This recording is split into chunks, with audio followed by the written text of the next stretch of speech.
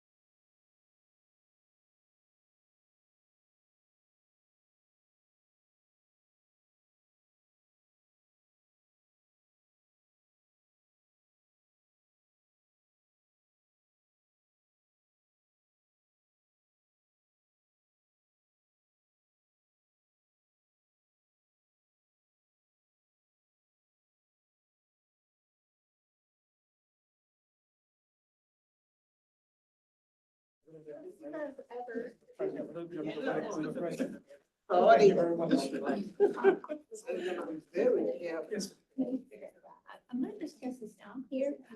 This should be publication of house. And we're not gonna have regular, but okay, I'm gonna spend it. And this has to go down. So Unisa, why don't you take the five So directions? Frank, We don't just- have to if do. I could ask everyone to just have, don't have just to give me a do few it. minutes just to make sure that the sound is working. The microphones are in the ceiling, so. Can I ask everyone to just give me a few minutes? I just want to make sure that the sound is working and also the camera is okay in this direction. I can welcome you all. My name is Farnosh and welcome to the Baha'i offices. It's my pleasure to be here. The microphones are in the ceiling. As long as you speak up and to the room, they will hear you. So as I am speaking, I don't see that it's a great location to sit here because it is being cut. So I would prefer if we reposition our main speakers along the left and right-hand side. I'll let you all decide how to seat you, but unless, are you happy with this direction? Is this okay? If I'm speaking, do you think that this is okay? Does this look okay? Are you happy with this? What do you Is think? it okay? That's how it is. Okay, sometimes it will shift, but I think it's okay. Yeah. Okay, okay. Are you okay with this I'll location? be on your. Yeah, just in case sit here. I feel that might be better. Great. Thank you for your time. Enjoy the meeting. They'll be starting very soon. There's still some time for preparations. Thank you. Thank you. I apologize. Sorry?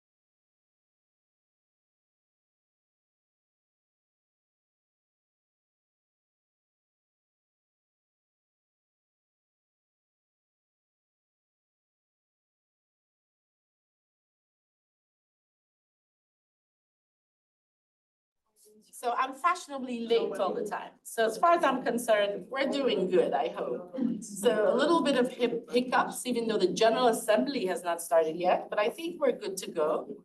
Our distinguished youth leader, who I am supporting, has stepped out of the room. He's been writing to all of you guys, Ambassador Unisa Kalon. One of the things I did when I worked at the UN with the Department of Global Communications is I worked to empower young leaders and young people. So in my retirement, as much as I love the UN, I'm looking towards working with communities, looking to see how to empower citizens, to see how they can empower their communities. So again, young people are everywhere. They say they're the future, they're today, they're right now, the future is rolling in front of us. So one of the things I really want to put effort in is to really support young people, to give them exposure, access to opportunities, access to platforms. Now, having worked in the UN for 38 years, I love the UN. I believe in the UN Charter, but there are also bottlenecks and there are also barriers that many people who are on the ground face. We are fortunate enough to be in this room. You're fortunate to be able to go to the action days, Action Day 1 and Action Day 2, or even to make it to the Summit of the Future. But there are many people who are being left behind, regardless of the narrative that we all are saying, and regardless of the great work that we're doing in our respective countries.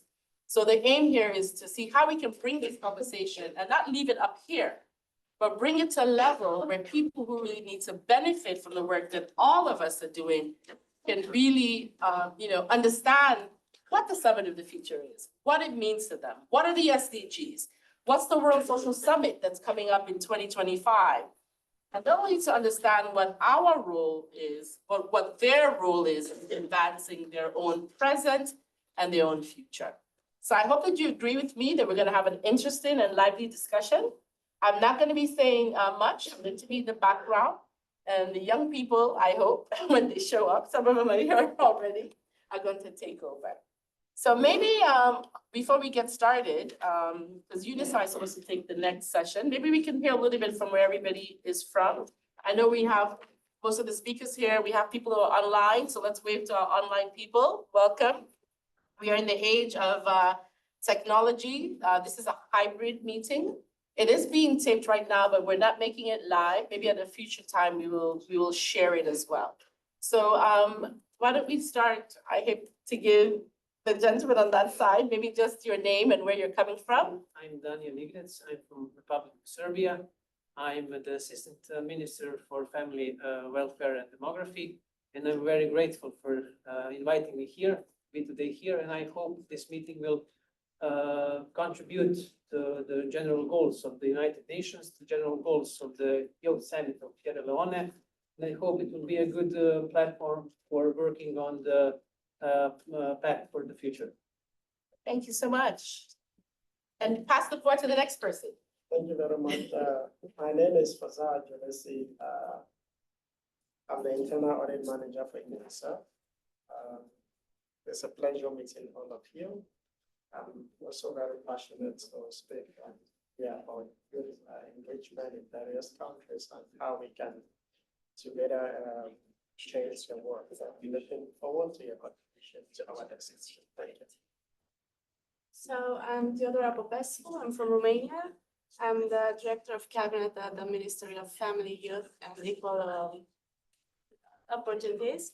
I'm very proud and glad to see you all here and to see the discussion that we'll have.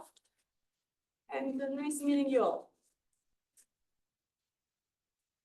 Hi, I'm Anca Belu.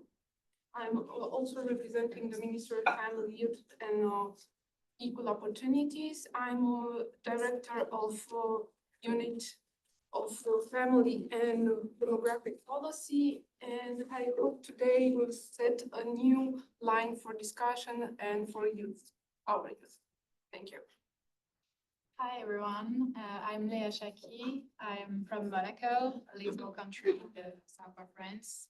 I'm an intern for an NGO called Foundation for Post-Conflict Development. So I represent this NGO to the United Nations as a youth. And I'm glad to discuss with you today. Thank you. Thank you. Hello, everybody. My name is Maria Gudato. I am from Toronto, Canada.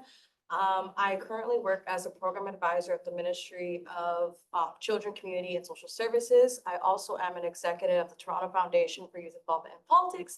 Such an honor to be with you, and I'm so happy to collaborate on the SDGs and see how we can move towards sustaining the future. Thank you. Hi, everyone. My name is Daniel Obala from Uganda. I am a lawyer by profession. I'm also the youth advisor to my president. I'm so happy to be here. Discussions of sustainable development is right inside my heart, so I can't wait for us to dive deep into it. Thank you so much. Good afternoon, everyone. I'm Margot Lazaro. I'm from New York. Always born and raised. I'm beginning to. And I'm the president and chair of the Intro Committee on Sustainable Development in New York. And I'm very happy to have been invited. Thank you, Hawa, for the invitation. And I'm looking forward to a very lively discussion. Thank you. Hi, everybody. My name is Maureen Munshine. I am a comms associate with the Coalition for the UN We Need. So it's a civil society group that is focusing on UN reform and making the UN more fit for purpose. In addition to that, I am also the Global Goals Ambassador for UNA USA on SDG 10, as well as involved with Andres' organizations as well. So it's very exciting to be here and figuring out ways to collaborate with one another as we advance the SDGs and move forward. Good afternoon, everybody. My name is Tiger Rai from the UK originally, but soon to be working here in New York, part of the International Association of Youth and Students for Peace. Yeah, it's a pleasure to be here. Hello and namaste, everybody. My name is Nagma Shrestha. I come from Nepal. I'm also a former Miss Universe Nepal, a former National Director for Miss Universe Nepal as well. Currently, I am IYSP, International Association of Youth and Students for Peace, representative to the United Nations, and I'm happy to be here alongside my team and also happy to meet all of you. Thank you. Hi, everyone. My name is Kyung Joy. I am from the United States, Connecticut, born and raised. I am the communications coordinator for IYSP, International Association for Youth and Students for Peace. So here with everybody, my team, and I'm excited to meet you all and participate in this discussion. Hi, everyone. I'm also with IYSP. I'm an attorney in New York, but I'm originally from Eastern Belarus. And I'm the Secretary General of the IYSP in USA. Hi, everybody. I'm Andreas Saugen. I'm from Germany, and I'm from with IYSP, and I'm part of the media team. Nice to meet you. Hello, everyone. I am Rachel Beth Amaya from Women's Federation for World Peace International as one of the United Nations representatives. And I'm also the Young Professionals and Career Chamber President of a Young Leader organization, which is the Junior Chamber International Largers. And it is a pleasure to meet you all. Hello, everyone. Sorry for coming late. My name is Catherine. I'm from Indonesia. My name is UN. Lovely to meet you here and looking forward to the discussion. Good afternoon. I'm from Houston. Before I was working here in traditional Bangladesh 15 years. So I'm here. I work with so long time and still work, but I have an NGO here at United Foundation. I have the television also, founder of chair. Hi, everyone. My name is Andres Bass. I'm the Executive Director, founder of the Humanitarian Focus Foundation and also the Institute of Public Policy and Diplomacy Research. I also serve on the board with Margot and the SDG Committee on Sustainable Development New York. Our organization focuses on education and policy. That's the way we can bridge the gap between policy and diplomacy among the civil society. I'm passionate about the SDG. I'm one of the people who was there at the beginning for the feedback and also to have all the other people to put the stuff together, that's the way they can know what they need about the SDG. And if you ask me, I prefer SDG is number 30. Hi, everyone. I'm Rosemond Diavois. I'm originally from Ghana, but I'm living here in the United States. So I'm also a UN youth representative for the civil society organization. And then I also run a nonprofit in Ghana that is towards securing scholarship for the youth. And our last but not least. Thank you very much. My name is Jovan Popovic. I'm Chief of Staff to the Minister of Family Welfare and Demography in Serbia. Thank you so much. And again, we have quite a number of people who are online. So I'm gonna encourage the people online to really introduce yourself in the chat group. And we hope that later on in the session, we will be able to, to hear from you. So now it's my distinct honor to start the session. We are really honored to have Her Excellency Mrs. Milka Drvedic. I hope I'm saying that right. I'm going to smile for the second one. Stamenkovsky, the Minister for Family Care and Demography of the Republic of Serbia. And I know that she has a tight schedule with us, and we really are grateful and appreciative for the time she's spending with us. So we are honored to pass the floor to you, Madam Excellency. Thank you very much. I'm cold, sorry, because that. Dear organizers, ladies and gentlemen, I'm grateful for the opportunity to address today's gathering, which I consider very important. The new 79th session of the UN General Assembly is before us, and in the coming days, we will have the opportunity to hear from high-ranking state officials as well as high-ranking UN officials, both during the general debate and at accompanying meetings, thoughts and possible courses of action in order to achieve the goals of Agenda 2030. The Summit for the Future occupies a central place, as does the adoption of the Pact for the Future, which through jointly agreed action proposals should help accelerate the achievement of the Sustainable Development Goals, which, although the deadline for their fulfillment is approaching, is still very far away. That is why it is perhaps not a surprise that in the deliberations about the future, in the Pact for the Future, young people have a key role as mainstays of change and an important factor of action. The Declaration on Future Generations, as part of the Pact, through its principles, obligations, and proposed actions, is specifically aimed at ensuring conditions for greater and more equitable participation of young people, as well as more significant inclusion and empowerment thereof. The role of young people is more important than ever, and their voice, which must be heard even more loudly, often represents the voice of reason, creation, and peace. It is important that we encourage that voice.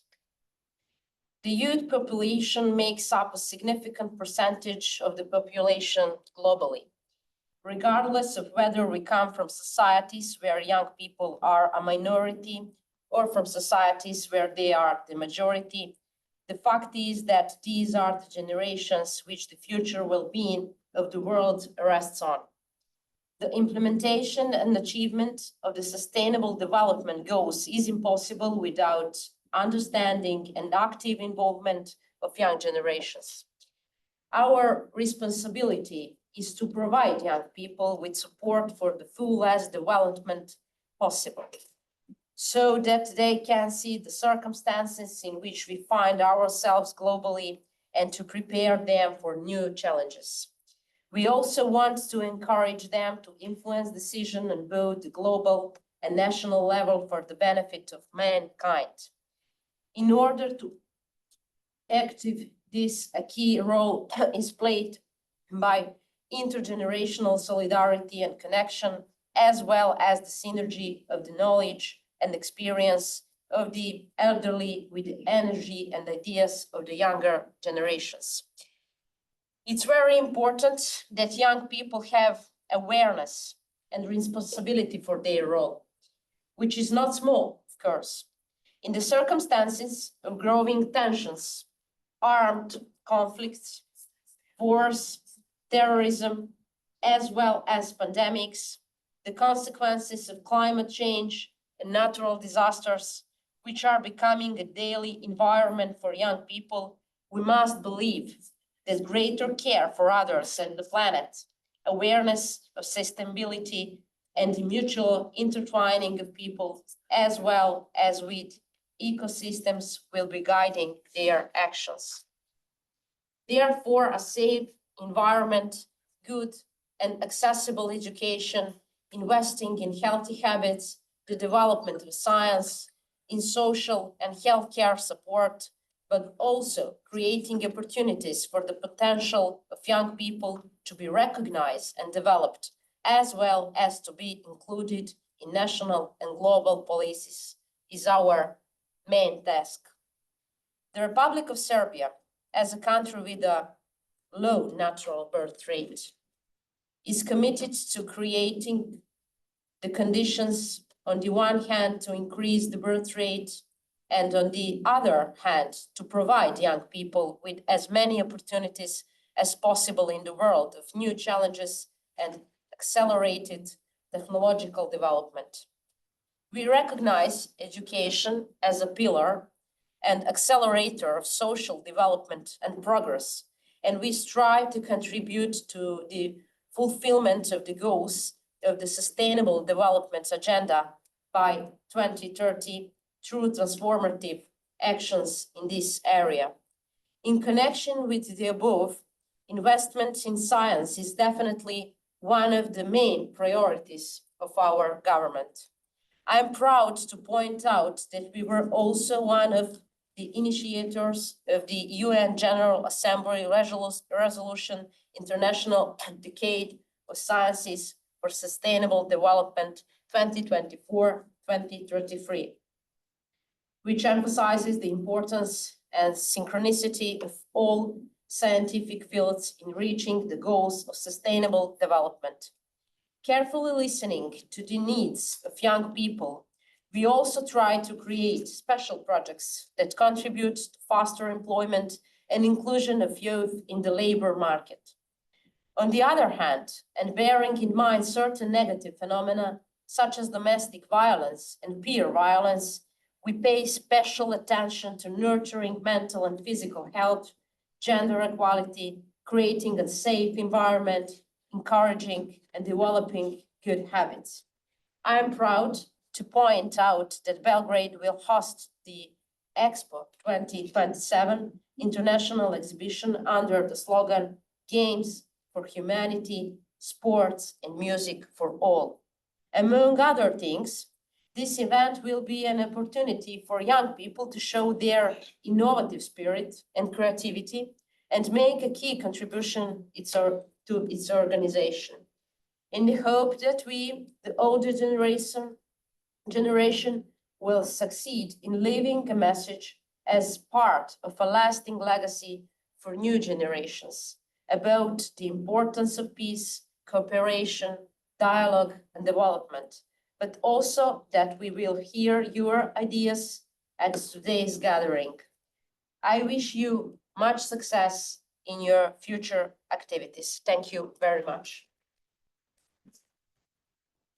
So much, Your Excellency. Please let's hear it for our Excellency, because I think I was inspired, I was moved, and I know that she's, not to be too personal, not feeling too well today, but she felt it important to inspire us. So please show me if you've been inspired.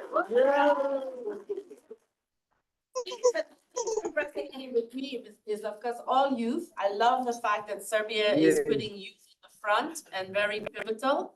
I like the fact that you mentioned some of the challenges in the areas of domestic violence and having safe spaces for young people. And I'm excited. I think I'm coming to Serbia in 2027. for the expo, because I think that combination of that you mentioned of music, arts and sports is something that we have to focus Especially more on. sports. Especially sports. And then also I like the fact you mentioned sciences. I think it's something that we leave behind, that without sciences, I mean, at the root and factual, there is no way of achieving the SDG. So once again, let's hear it for her excellent. Now, we have a couple of ministers that were supposed to be here, but guess what? Harvard University is having a training for women ministers. And all our ministers, rightfully so, are there at Harvard. We've asked them if they can share a video with us a little bit later. So Her Excellency may have to leave us, but I'm going to throw something to the audience here, to the team. You heard what Her Excellency says, and Excellency, you're free to leave. I know that you do have schedules. But I'm gonna, if you want, we can take. Yes, that's what I want to do. I want to throw it to somebody. If you have a question or if you want to respond, because I was moved and I don't want to do all the talking, but I know that you were inspired as well. So please, does anybody want to respond back to Her Excellency or have a question? You can ask her when we're coming to Serbia, if that's what you So please, the floor is yours. And if there's anybody online, we'll have to unmute you. So right next door, your name, please, again, and then your question or comment. Okay, thank you very much, Excellency. My name is Fazal. Like I said, I work for UNICEF. And again, this is an organization that cares for young people, especially in Nigeria. So my question as a whole is, yes, I think the EU, I don't know if Serbia is part of EU. I know it's such a powerful body in the UN. So sometimes these are not just talking, but the actions. So what are the actions? I don't know, concrete action that Serbia, maybe the entire European Union are doing to influence the financing of projects that will impact young people. Because we're talking about climate change. It's really impacting. So what of the funding on the activities that will really impact young people in terms of when we say training? Do you have some sort of action in terms of youth development, youth training, scholarships, specifically that people can empower not only people in Syria, but other parts of the world that are being impacted by climate change? I just asked that maybe the microphones are in the ceiling, so when you're speaking, you just have to project to the center. The ministry will answer in Serbian and will say.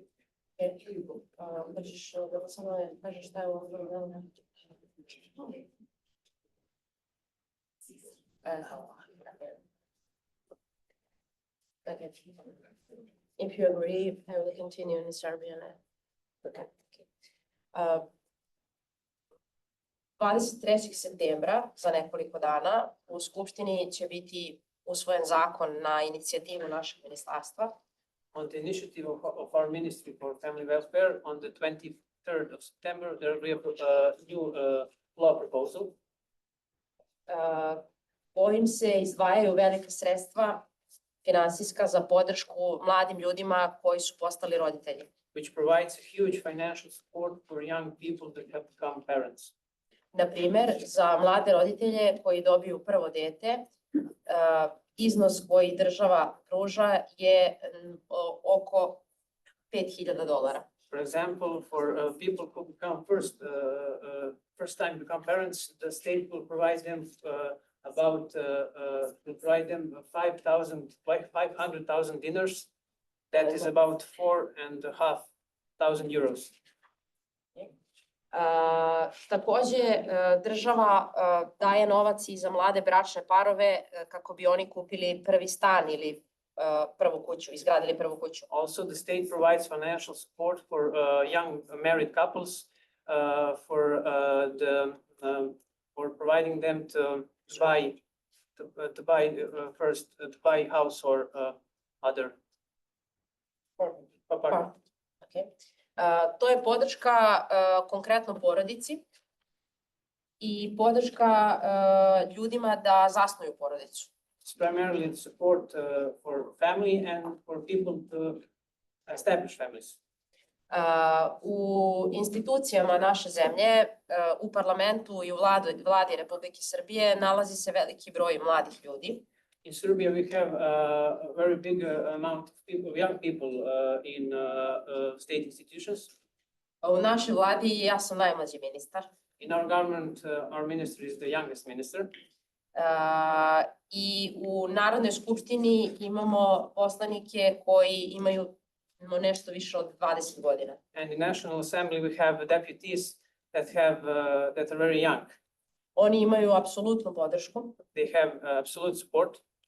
I daje im se prostor u medijskim nastupima i emisijama. And they are given enough space in media to promote their ideas. Takođe, bitno je da istaknemo da naša država pruža podršku i mladim ljudima koji žive van velikih gradova. Also, it is important to notice that our country supports also the young families that live on countryside. Koji su odlučili da se bave poljoprivredom. Who want to agriculture.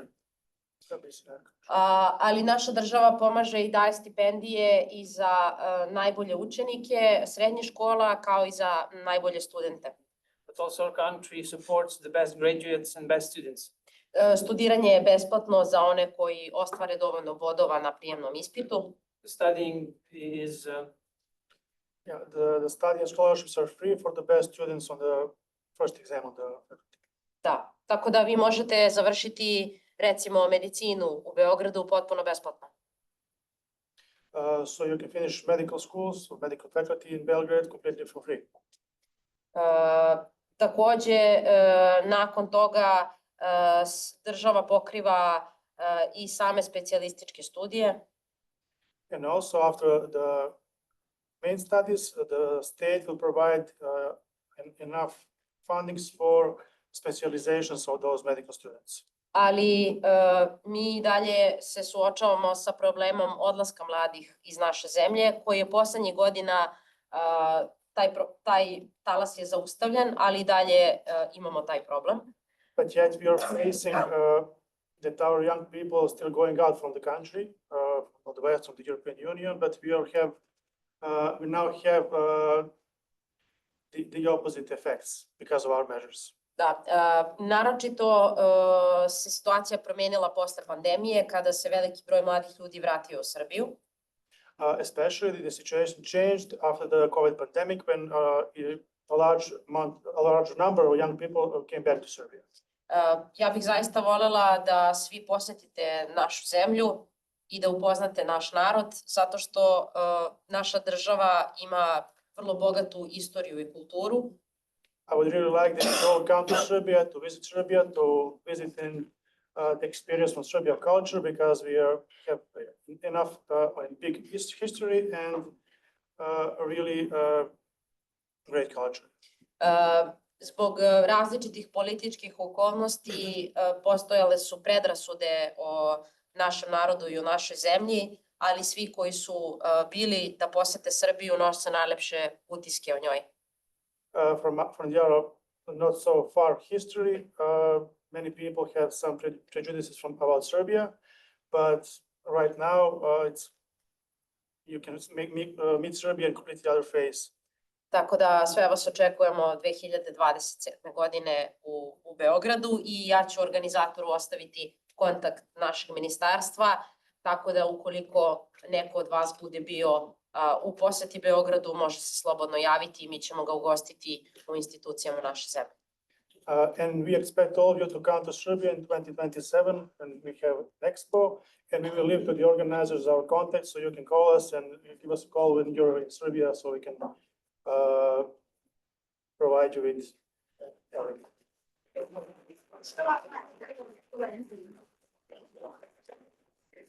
I know that she has to leave, so let's just break a minute or two so we can give the honor for her to leave. And we'll see you in Serbia. Of course. With Carmen. Yes, we want to do a picture. So this is the way HAWA has worked for 38 years at the United Nations. We go with the flow. We go with what the people want. And you want a picture, right? Yeah. So let's go with the First Lady. The Minister, well, she's soon to be First Lady. I haven't got No, she's gonna be Do you have president or prime minister? Is it prime minister? No, it's mine. Maybe first, right? So let's come on this side and take a picture with her minister. Yes. Yes. No, I want you. I don't need to be. No, I don't need to be. We got a professional here to do that. Oh, we have a professional, we have somebody taking pictures. Okay. Come with my brother. My brother, come here. I'll be staying at your house.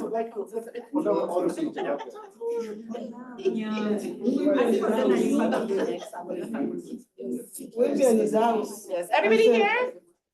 At the count of 3, we say Serbia. 1, 2, 3. Serbia! Again? Serbia! Again? One more. Serbia! See you in. Okay, thank you.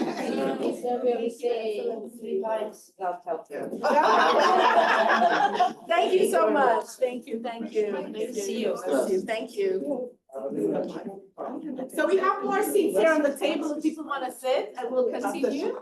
I know we had one question online, but we'll figure that out. And please also know that the refreshments are open for you to enjoy as the session goes on. It's a long time. I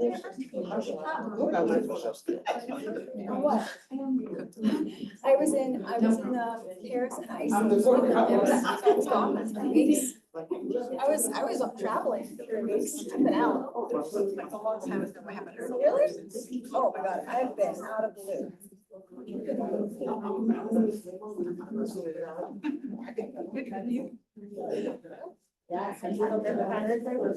There was not, I know.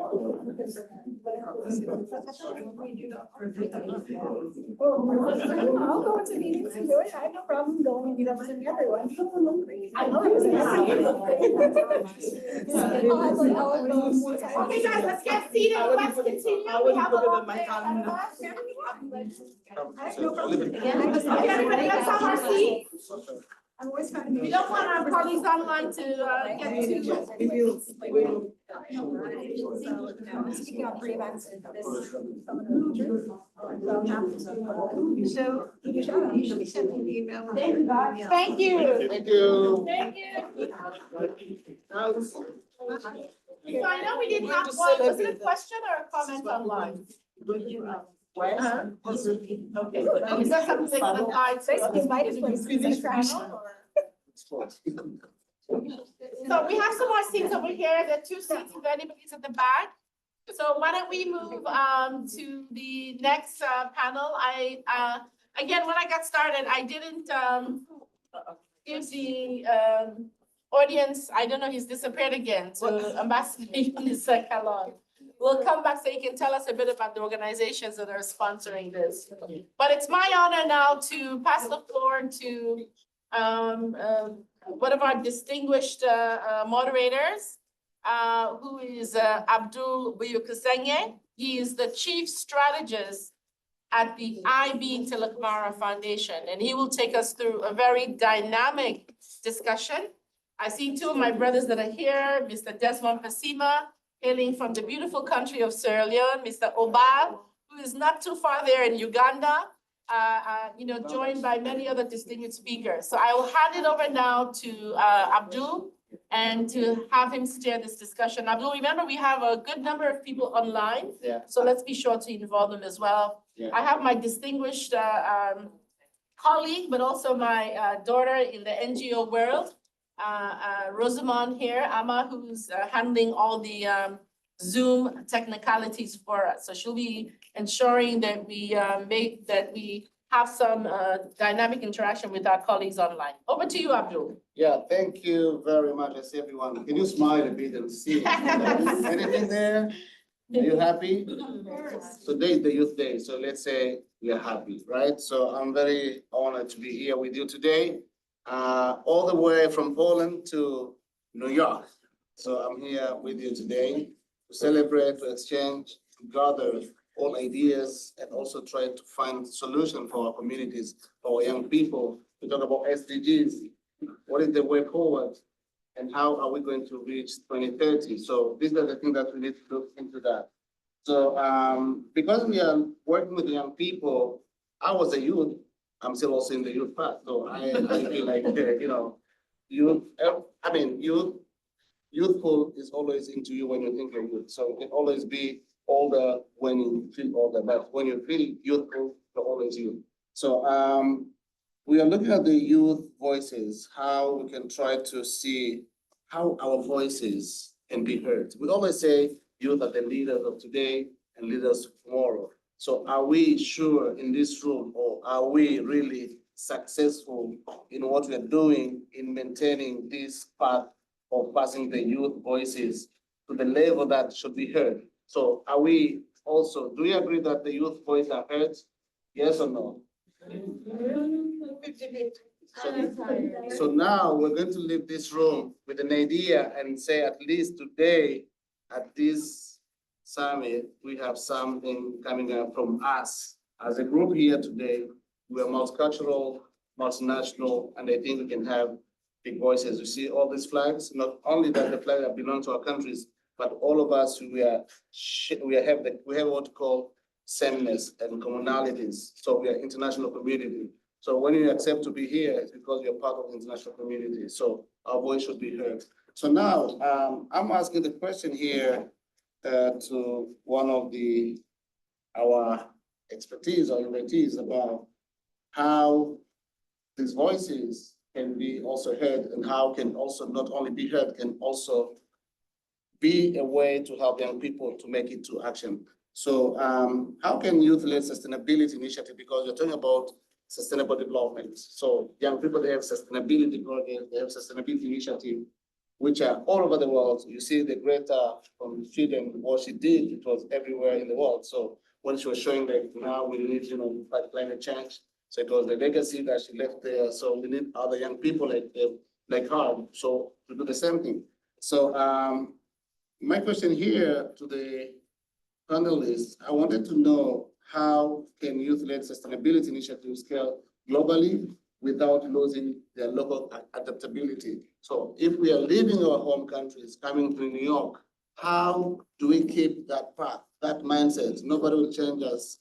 Say, like we have an idea to do something like communities, but arriving here, they say, no, you know what? They change something. So we want to see how these initiatives can be sustainable and can be there from local level to international level by addressing the diverse complex of issues that we see that when you talk about sustainability, sustainable development is about social, economic, and environmental. So how do they address these issues? And then whenever you're addressing issues, we always have some challenges, and also we have some, illusion in everything, because sometimes young people, they don't understand, maybe because they're not involved into decision-making processes. So how and what can we do to make sure that these voices in this room, when you live here, we commit and say that at least we are here for this summit and the summit of the future, at least we make sure that we're going to fight for this voice, advocacy, the young people voice to be heard, and also action to be taken. So what are we going to do today, not tomorrow? If you wait tomorrow, like always a friend of mine tells me, when we work late night, he say good night. I say, no, it will be night until we wake up. So it's still the day until we sleep. So we are here, the tomorrow is tomorrow until we see the tomorrow day. And what are the institutional barriers? Because most of the issues that we have around here, we do have institutions like United Nations, African Union, European Union. In every country, we have also Environmental Management Authority, Ministry of Environment, Ministry of Gender, Ministry of Equality, whatever. So all these institutions, they have also policies. Sometimes these policies are becoming like a burden for the young people to do what they should do because they are legal framework they should follow. So how can we do this? Is it because young people are not included in decision-making? Is it because young people do not understand the language that is being used when they're framing these policies? So these are the things that we need to see how we can address them and how we can solve them. So for example, in Uganda, how do we do that? In Serbia, in Hungary, in Poland, how do we do that? Also in Bulgaria, how do we do that? So these are the things that we need to see, because every country has its own problem, but the problem that we have, if it's climate change, it's a global problem. So we do not have only one problem. We can have the same problem, but we can resolve differently, but it's the same problem, right?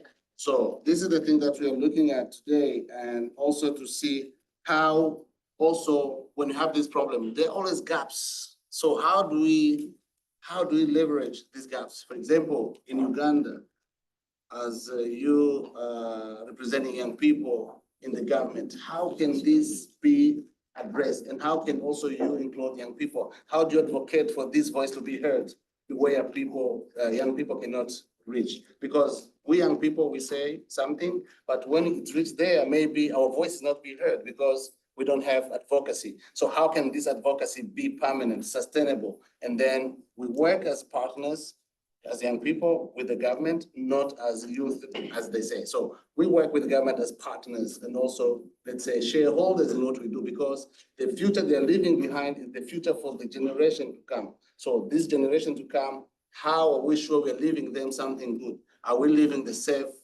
place? Are we leaving the safe environment? Are we leaving the clean air? Are we leaving sustainable buildings, for example? If you're living somewhere in a house that is going to collapse, then it's not a house. After 2 or 3 years, it's no longer a house. That person will become homeless. So how do we do this? These are the things that we want to see and hear from you, how you can, we can try to come together and see how we can develop some framework, some mechanism, because normally everyone has good intentions. Everyone here has a good intentions. So if good intentions don't work, what works here? It's only mechanism. So what kind of mechanism can we put in place? Because I have my intention, you have intentions. Everyone has good intentions. So if good intention don't work, what does? It's only mechanism. What kind of mechanism do we put in place to make sure that our voices, our young people's voices are heard, and how can we reach to where we want? The future we want, the 2030 agenda of sustainability or sustainable development goals. How do we reach there? Already we are in 2025, let's say a few months before 2025. So we are here in September.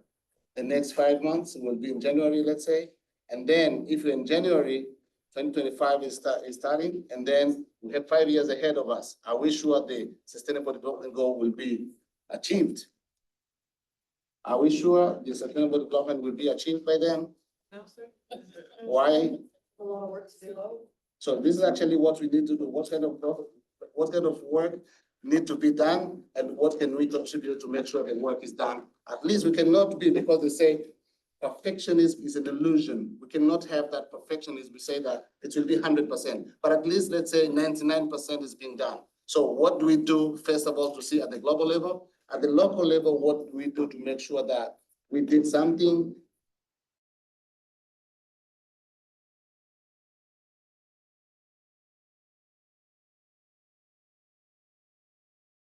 like number of letters in English, 26 letters, when you come together, they become letters, right? If they're not complete, they're not English letters because there's something that is missing. So how do we do that? Thank you.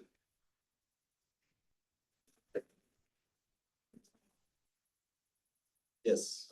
Thank you so much. A very good afternoon to all of you and colleagues. I'm so honored to be here. And I bring you very warm greetings from Uganda. Our Prime Minister was supposed to be with us here today. She has been delegated by the President to attend the summit for the future, but unfortunately she only lands tomorrow.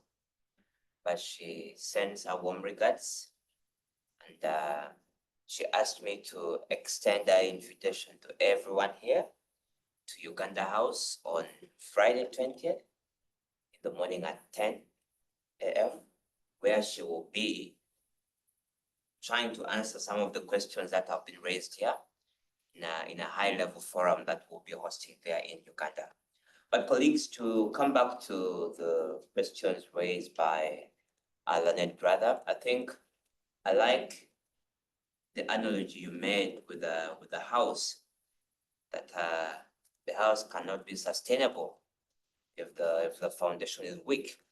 I think from us in Uganda, our perception about the Sustainable Development Goals is very interesting, because we tend to ask ourselves, what is sustainable in Africa? What is sustainable in Uganda? That we must be really identifying with this. We do identify with the goals as they are, but we think it's deeply a product of academics and research, because on ground, we have a lot of instabilities, for example, in the Sahel. So are we supposed to live with that as a sustainable development goal? Must we sustain instability? No. We have extreme poverty, not only in Uganda, almost in the entire Africa, the global south. Is poverty sustainable? The answer is no. In terms of health, COVID-19 pandemic just let us know that we can remain on our own. Africa was left for the dead. So when we talk about health as a component of sustainable development goal, do we think we want to sustain our health as it is right now? No. We believe in total reconstruction of development ideals. The sustainable development goals are great, well thought of, but the one thing that our leaders did not do was, when they had in mind the sustainable development goal, they did not look at sustainable financing for the sustainable development goals. They gave us very ambitious goals, ending poverty by this date, urbanization by this date. But what they did not tell us, what package they never gave us, how do we finance these goals? Because Africa, the global south, America and Europe, they are all running to implement the same goals. But look at our economies, they are very different. When Uganda wants to remain on track with its voluntary national reviews towards implementation of sustainable development goals, Uganda must be looking for loans from the Bretton Woods institutions, the IMF, the World Bank. Controlled by who? Controlled by the Americans. We are borrowing from brothers and sisters who are implementing the same goals with the hope that we are going to match them. So I think the field of sustainable development goal is not uniform. And therefore, it will not be a surprise if very many countries will agree that, to a greater extent, just like the Millennium Development Goals, sustainable development goals are headed for a deathbed. I think that's the reason why our heads of states are here. I think that's the reason why we're having Summit for the Future. Because in their innate intelligence and wisdom, there is almost a collective understanding that we need to chart a new path for the world. A new path that is going to be promising on the aspects of financing for development. We're talking about youth-led initiatives to transcend our borders and become global. But I think from experience, I would be very relaxed to even advise a younger person to upscale his innovation to a global setting, because the multilateral institution as it is right now, in my view, from the African context, does not provide avenues and room for homegrown innovation to sprout. It is not easy for an innovator from Uganda to come to a global stage and be competing with an innovator from Tennessee. Ugandan chap is going to be finished in one day. Because our financing architecture are not the same. I am a big proponent of innovations addressing local challenges. And for as much as it can, I would rather keep my innovation in Uganda, because it will adapt to the circumstance we have right there. But the moment you upscale with an intention of matching it at a global level, market, for example, financing, for example, is going to defeat your homegrown innovation. Uganda is a first producer of electric vehicle in Africa. We have an electric vehicle plant. We are producing buses. We are producing sedans. Uganda is producing military vehicles. But why are we succeeding? It's because as much as possible, we have tried to maintain our innovation to the African context. We cannot upscale to global level because To bring our head, Elon Musk is waiting for us here. They will chop us before we even see our 10th birthday. So I think in as far as the context of sustainable development is concerned, I think with all due respect, Africa, the global south, and the Americans, we all need in our respective blocks to define what are the priorities for our sustainable development goals. Because you believe me, the priorities for Africa and the global south will be very different from the priorities of America. Even where there is intersection, a heavy blame is going to go to the global south. Africa, Asia, mentioned but a few. We have challenges of climate change everywhere. I think it is even worse here because I see the adverts here every now and then. But when the rhetorics are being pushed forward, you might think Africa is the deathbed of climate change. You might think Asia is the deathbed of climate change. But when these problems are prevalent everywhere, so I think as young people, it is very important that when we're interrogating the aspects of sustainable development goal, it's very important that as we're interrogating how best we can upscale our innovation, we do not lose focus. Or also understanding that in terms of regional balance, in terms of geographical balance, it is important for us to realize that we cannot be at the same level. And therefore, as far as sustainable development goals are concerned, as far as sustainable innovation is concerned, I think that we need to reconstruct what these goals are. We need to redesign our priorities, which is why we are here for the Summit for the Future, for the General Assembly, because we need to renegotiate what is applicable to us.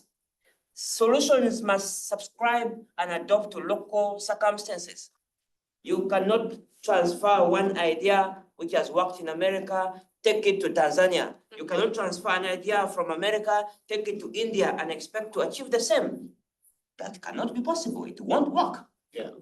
So we qualify according to our circumstances. I don't know if I have the entire day to speak, but I think for the beginning, I will stop there. We'll have a special discussion on that. Yeah. Thank you very much, Excellency. As you work with the government, so you know already what is the handicap, because you said we have a poverty is not sustainable. We had a lot of things that are not sustainable, but the government have been there for some time, sometimes, and you see what are they doing for the people. So the government is there to fulfill, to provide the common goods to the people. So this is the most important thing. If we need sustainable development goals to be achieved, or we need sustainability to be said or to be achieved, it means that we need to have, first of all, the mechanism on the ground to do that. Because this is the thing we say, but as you said, when you're leaving this room, what is the takeaway? What do you have? Because the Summit of the Future at the high level they're going to discuss, that will be the resolution. But we are the one to push them to make sure those resolutions are being signed, approved, adopted, right? So we are here to tell them, this is what you want. Why? We are the one going to vote for them. When you are registering yourself and wake up in the morning, 6 a.m., to cast our votes. You cast your vote in the ballot box. I give you a trust for 5 years, according to the Constitution. Then after 5 years, you monitor. You need to monitor what's being done, what's being, given. That's public goods provided for is well given, because sometimes they say, we're going to build this, monitor. Then you wait for 5 years again. It's when you have the permission, the possibility and the ability to punish your leader. Next time you say, I'm giving you 0. So it means no votes. So next time you get somebody who is able, who is accountable, provide what you need, right? So that's why we say when you have leaders, it's not about to see them as leaders. We need to tell them what we want, not them to do what they want. You understand? So this is the thing that we're lacking, as you said in Africa. This is what we lack, because if we are vocal, our voice is heard, and also our needs are fulfilled, and I think this should be done, right? Because we cannot talk about poverty for decades long. I mean, it's something that is becoming an old song. Why do we have to sing an old song? We are tired. So we need to put in place. What do? It's you, I sit together and we say we need a change. We saw Generation Z in Kenya, what happened, they made the reshuffle of the cabinets. this was the first ever in Africa to happen. And you know, Kenya is a democratic country, right? I don't know whether it happened in Uganda or what happened. I don't know. Uganda is very democratic. We know every country is democratic because they run elections, right?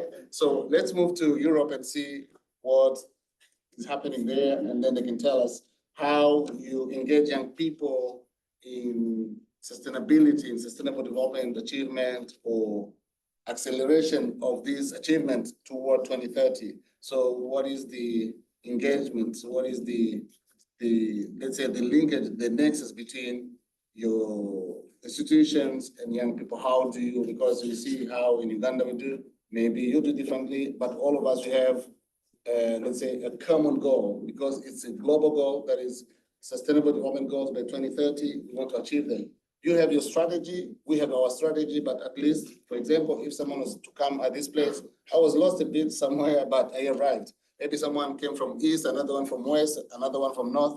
All of us who came here. So the same way we achieve the goals. So how do you also do in Romania? And you know, you can see, maybe you can learn from your experience. So, with what I want to start. Yeah. In Romania, we've taken concrete steps to ensure that young people are not just bystanders, but they're there to shape their future. So one initiative that I'm practically very proud of it, it's Romanian Youth Delegate Program to the United Nations. So we have 2 representatives from Romania that came to the United Nations that in this partnership with the Minister of Foreign Affairs from our country, that empowers young leaders to engage in global discussion and directly influence international policies. It's been a powerful platform for us to ensure that the voices of Romanian, that's what you're saying, that the Romanians youth are heard on the world stage. So we have what's happening in Romania, they bring it to the world stage so they can communicate and see what's happening in both, but they will not lose their heritage from Romania, so they're connected with the both sides, globally and from Romania also. They experience that as the importance of connecting local realities to the global solution, and we do that by sharing what's happening in our communities with the international community. So this one is one of the projects. Another one, it's the National Youth and Student Project Competition that is happening in Romania. So in 2024, we found over 32 projects in the areas like education, mental health, and civic engagement. This competition allows young people to turn their ideas into real-world solutions. I've seen firsthand how passionate and creative our youth are, where they're tackling misinformation, promoting mental health awareness that we know after the COVID pass was a really big issue, especially the youths, because you've taken them from like going to school or high school or even to college to put them in their house only with a laptop in front. And encouraging also entrepreneurship. These projects, supported by both government and youth organization, are driving tangible changes in our communities. I think this is like to promote our youths, to have funds for them for their projects, and to see that we believe in them and help them grow. And another project to say like this, it's collaboration with Union of Cross Borders in Romania, involvement in Erasmus Plus National Working Group that's connecting over 10,000 young people across Europe. So exactly, again, the Europe and us, Romania, sharing our ideas and learning from theirs. So being connected with our country, but also see what's happening in other countries in Europe. It's been inspiring to see how youth from different countries can come together to solve common challenges. Maybe you have common challenges, maybe you have different challenges exactly in their countries. And this project has shown me how powerful youth voices can be when united around the shared goal. So I think because in today's world it's changing and we are dominated by so many tensions and wars and everything, we have to have faith in our young people and must involve them in our actions in order to take more sustainable decisions. And young people should have a strong voice in shaping their future because it's their future they're gonna live it.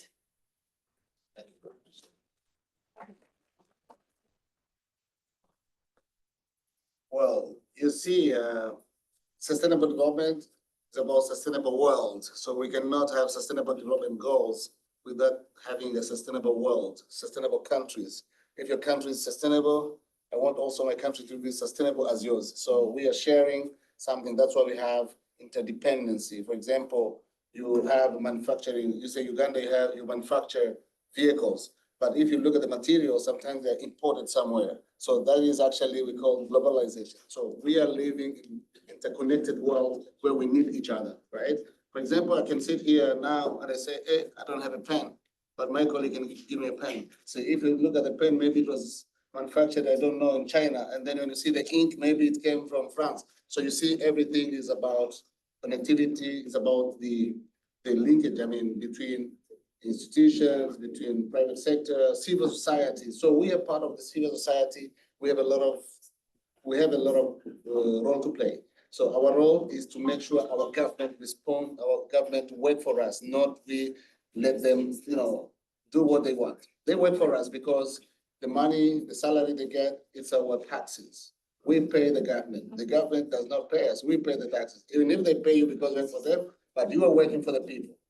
You cannot work with the government without the population because the country, a state is about the population, it's about sovereignty, it's about the boundaries. So if you don't have all those, you don't have a country. So the country, first of all, is the people. How does the government protect its own people? It's about providing those public goods, we said, hospital. Like you said, in Europe, when you look at the healthcare, it's different from another country. That's why we see Uganda say, okay, we don't have, let's say, equipment in our medical centers. So we see Romania, you have something like this. And then I didn't hear from Romania, maybe you have also scholarship for other people because, we want to hear that also some young people can also try to apply and come. That's why we come diverse world. So people come today. Right.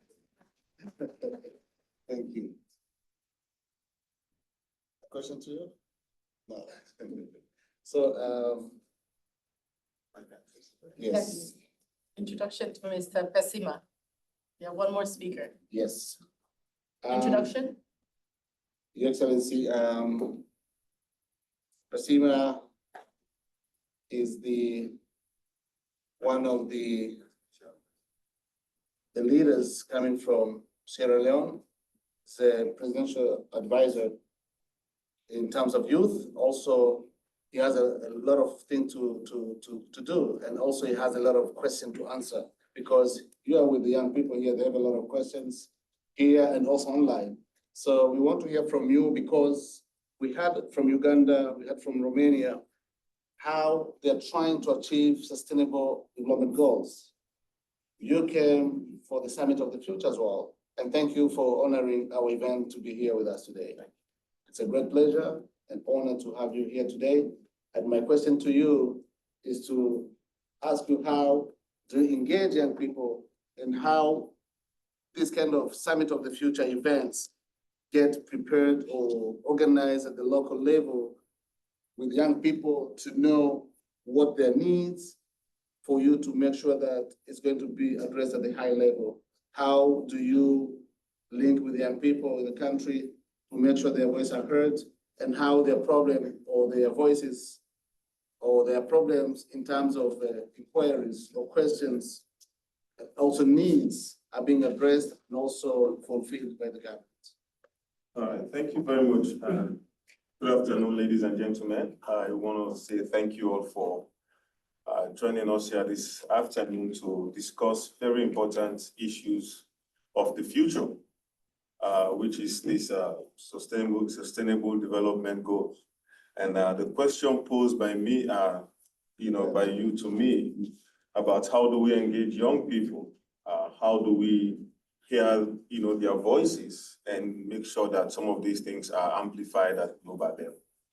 I want to start by also thanking my brother Daniel. He really hit the ground running with most of the things that are very, very much important to us as Africans. I'm speaking from the African perspective, ladies and gentlemen. And he did mention that our needs are different.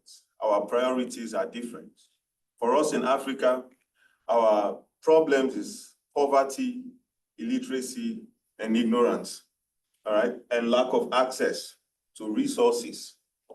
If you compare that to the United States or the UK or the other world, their problem is not poverty. Their problem is not ignorance. Their problem is not illiteracy or lack of access to resources.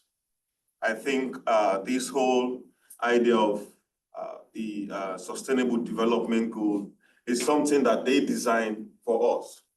All right, they came up with all these ideas, all these beautiful things, you know, to sell it to us, to make us look like, you know, they care about us, to make us feel like, you know, they really love us. But my brother really hits it. Let us begin to address our own problems by ourselves. COVID-19 taught us huge lessons.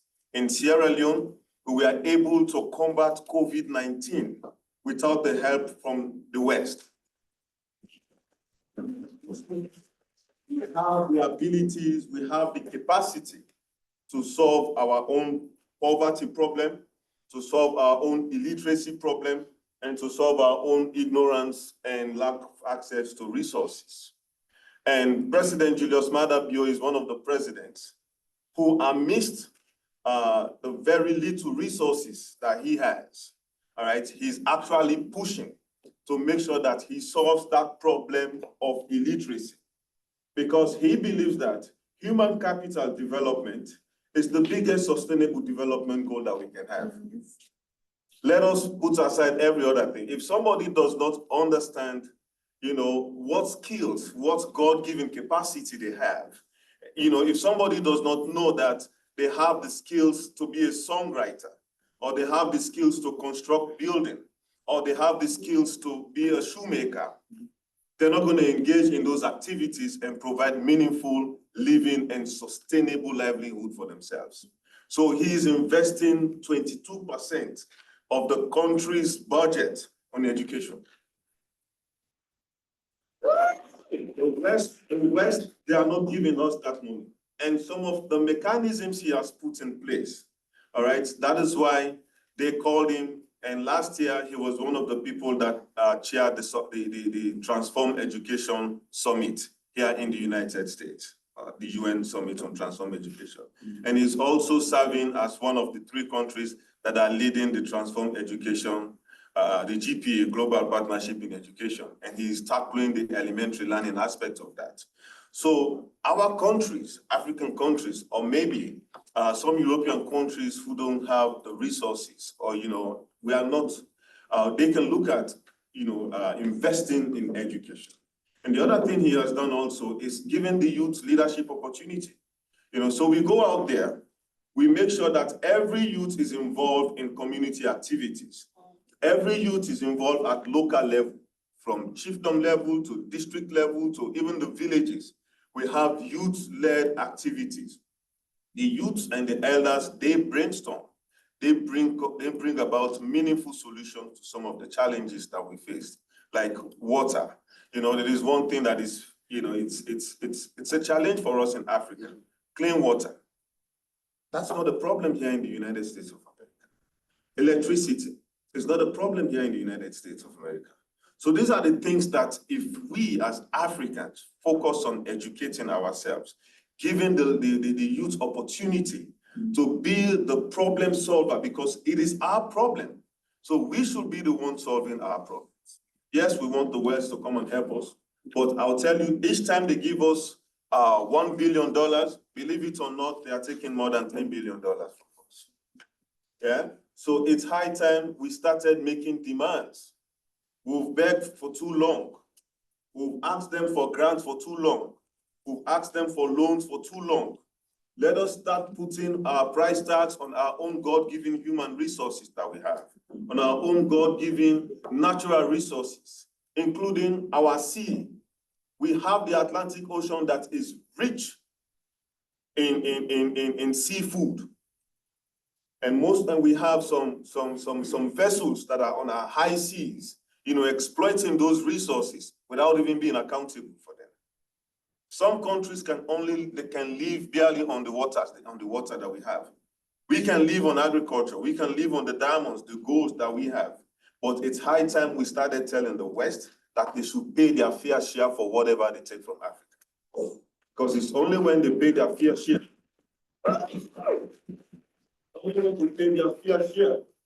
that will be at par with them So for now, our own sustainable development goal for us, Africa, is one, to invest in our education, give the youth the opportunity to be part of the solutions, and also demand the West to pay their fair share for whatever they take from us. That is why when President Madabio was the president of the UN Security Council, what he did, he challenged them about the historical injustice that have been meted on Africa for far too long. They talk about war, they talk about civil unrest in Africa, but we are not on the permanent seat to discuss those things, to proffer solutions to wars, because these wars are created by the West. Because they come, they interfere into our politics, they interfere into our election to create unrest, and then we can go back to them and ask them for help. And they will come and solve the problem. And God knows why they are solving the problems, what they are doing with our minerals, what they are doing with our resources. For us in Sierra Leone, President Bio is very, very tactful. He did what we call the geodata of all single minerals that we have in Sierra Leone. So if you come, you say you want to go and do Peace Corps in that village, we know we have bauxite in that village. So you are not going to touch our bauxite. Yeah. So those are the things we should focus on as Africans. Let us focus on empowering ourselves academically. Let us focus on, demanding the West for them to provide the fair share for us. And we have the natural intelligence. We have the natural IQ to handle those issues, as long as we have the requisite kind of education.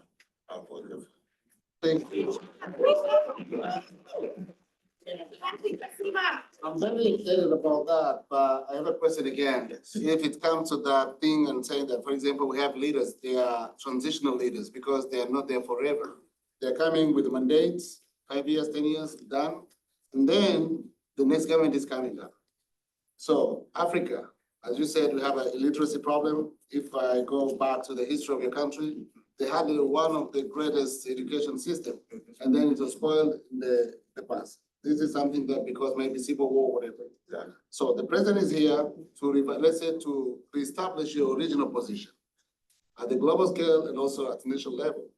So now, when you're looking at the issue that you're addressing, that we need to have, let's say, shares in what others are taking from us. So having eco shares, also we need people who are accountable for that. So how sure are you? Is it the leader who's going to transcend that leadership, or is about the institution that should be institutionalized to make sure that this legacy remains there? Because if the leader leaves with his government, his cabinet, they're leaving, but what kind of institution do we build? Are we building institutions or we're building human resources? Yes, so very good point, right? We have to have what we call national development goals for Africa, African countries, all right? Because if we have national development goals that is adopted and being put into law, then every president that comes, all right, we work on that national development goal. So demanding our, colleagues in the West to pay their fair share is not us saying, well, I understand the issue of political instability in Africa. And it's the same thing here in the United States or every other country, right? You can only be president for a certain time. But that does not mean the national agenda of that country should not be sustained. So first of all, we have to have that national development goal, which will say, okay, by 2030 or 2050, all right, we want to have an African country that is literate. All right, let us say 100% literate, for example, because if we have the generations coming on, from now going forward for the next 20, 30 years, all of them will be literate. All right, we in Sierra Leone, people used to pay to go to school, but now you don't have to pay to go to school. All right, the only thing you have to pay for is to go to university. And even at university level, if you are a female and you're doing STEM, all right, you are doing any of the sciences, technology, engineering, maths, and all those kinds of things. If you're a female, you don't pay a single dime to go to university. All right. So that is a campaign promise that was now transformed into a legislation. So in Sierra Leone, what the president has started has now become a national agenda. So no other president will come and say, well, we're going to reverse that. And if that happens, the people will revolt because they've seen the benefit. All right, they've seen what impact education is creating in their lives. For example, that young lady who never darkened the doors of academia has a child now who is going to school, and she is assured that in the next 10, 15, 20 years, that child will become somebody in society, and he will be in that position to alleviate his own poverty. You know, so nobody will want to go back to a situation wherein we don't have, you know, somebody will come and just eradicate or wipe out some of the gains that we made for Africa and for our people in Israel. Are we allowed to ask questions? Yeah, we can ask questions, and then we have one here and then one online, and then we go back again. Yes. Thank you very much, sir. Speak loud. Thank you very much, sir. I think I like the initiative taken by the country in order to, you know, to impact. But I want to speak specifically on certain things that the issues that are impacting maybe not only your country, but also the entire South. Is the brain drain that we have young people still moving out of Africa. Because when we talk, you have these very good ideas, but those to implement these ideas are not there. To take, for instance, agriculture. You go to the markets now, the prices of local community and local things we grow in Africa, they keep increasing every day. It's not only the climate change, but the people that should naturally work on those farms are both migrated.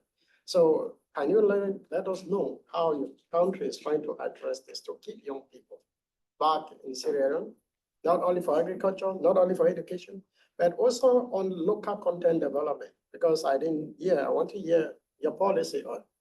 You don't only have your minerals exploited by foreign companies, but also encourage your young people to be able to set up companies, to be able to have these minerals. Thank you.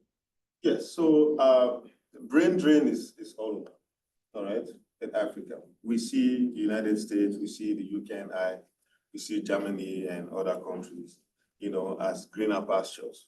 So everyone, you know, whether you are educated, you are not educated, you know, they are all gravitating towards.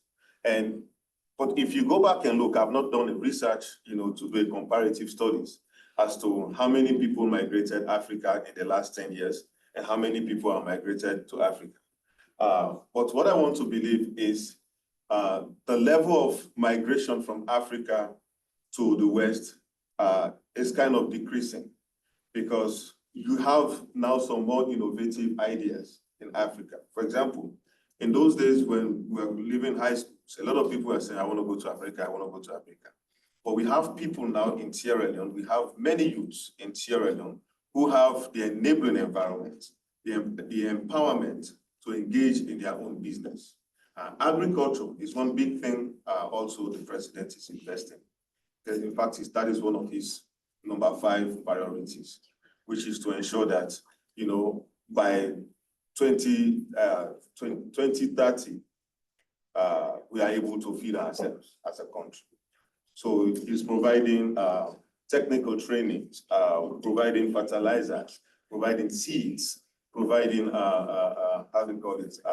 land for young people to engage in farming. We're also providing skills, skills training for them to operate some of those industrial farming equipment. So these are the things that he's doing. And with the education now, a lot of people have access to education. In those days when people don't have access to education, they are all trying to come to the United States. But now people are staying, they are having skills, and they are implementing those skills in Israel. I have my colleagues that come here to visit, they don't want to stay in America. They want to go back because they know they have, you know, opportunities available to them back home in Israel. So yes, brain drain is an issue. Agricultural investment is also hugely needed, all right? And also you talked about local content development, which everything, as I mentioned, stems from having the requisite skills and knowledge for you to be able to transform.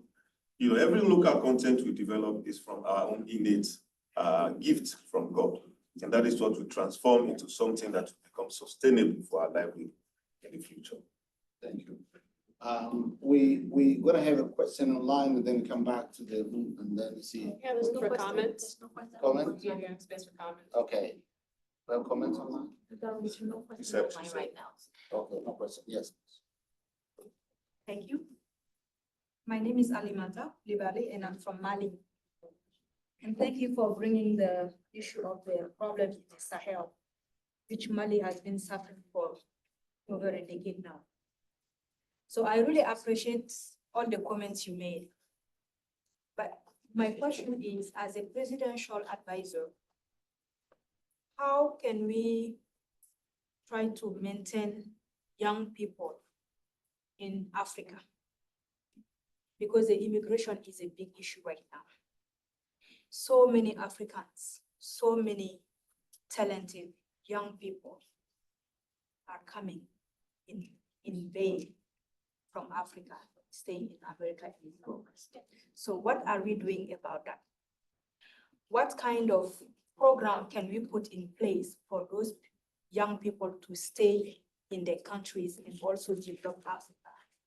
And how African countries themselves, they can work in partnership to keep this momentum. It's good to have partnership, intercontinental partnership with other countries in the West, in Europe, in America, but I think Africans need to come together as one, work together as one for the best interest of Africa. Starting with the African Union and ECOWAS. Sometimes countries are punished just because they want to change the old way. It's not always the worst way. In my country, for example, we've been in the democratic regime for over 20 years after the coup d'etat of 1992. And there was no really peace or really democracy in Mali. One coup after another. After 2022, after 2012, there was one coup after another. And now we are in the fourth regime of coup. And Mali is being punished for so many years just because we don't want to deal with the old power, the old politicians. They all have their own agenda. They will all come with their own agenda, trying to rip off the country and give it to the West.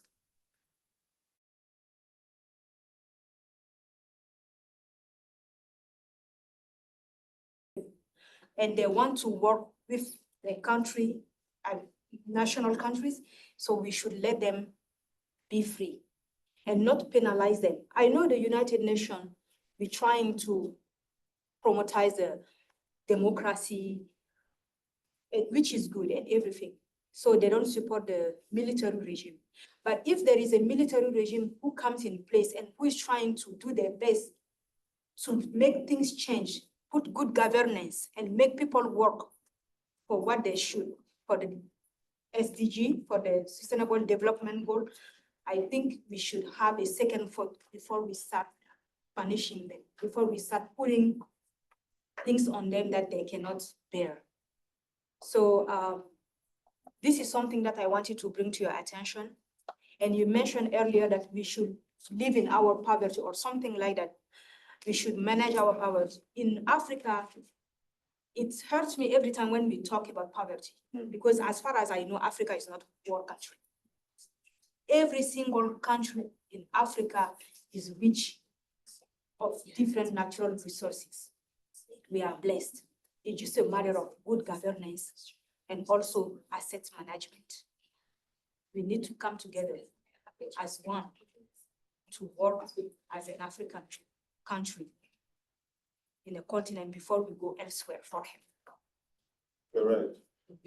And Yeah, I think that's actually a general statement.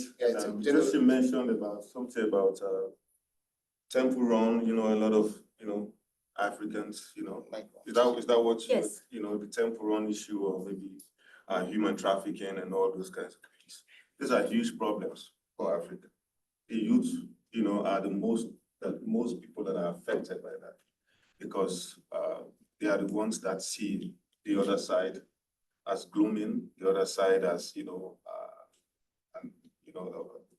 somewhere they can go, to make a living sustainable living for themselves. So it's a problem, it's a challenge, and it's not only an Israeli challenge, it's a continental challenge. Yeah. And what we can do, that's where we're having some of these discussions. All right, what can we do in our own countries to discourage people from leaving the shores of Africa to go to another country? Because when they go, they suffer.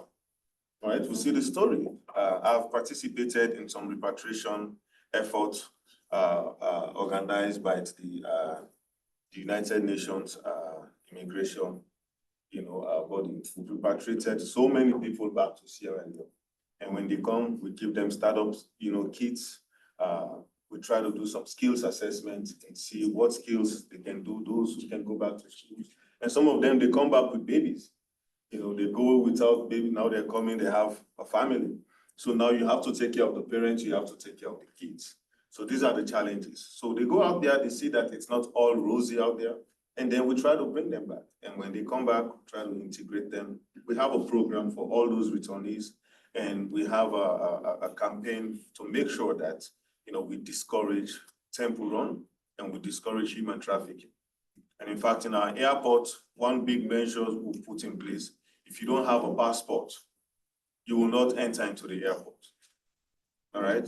And if you are traveling with a kid, you have to have an affidavit from the parents before you leave that country with the kid. So these are all measures the government is putting in place to make sure that we keep our own people within, but also it's everybody's right, to seek greener pastures, elsewhere. You cannot, take their human rights away from them, to migrate from one place to another. But what we are doing is, putting those measures in place to discourage illegal migration.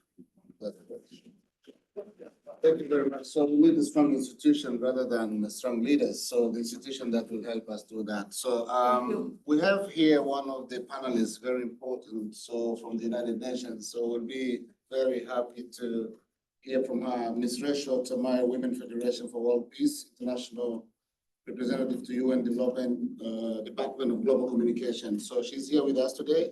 We want to hear from you, how do you engage young people, especially young women, into this program? How do you deal with their needs and also their demands in terms of sustainable development goals? And how does the organization or the community work with, engage with young people, especially the women, because we know young women in many areas, like in Africa, they have some problems of recognition or inclusion. So how do you help them leverage these kind of issues? Thank you.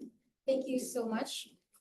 Ladies and gentlemen, delegates, distinguished guests, and the trailblazing young leaders for tomorrow. It is a great honor to stand before you today at Global Youth Summit on the Sustainable Development Goals and the Action for the Summit of the Future.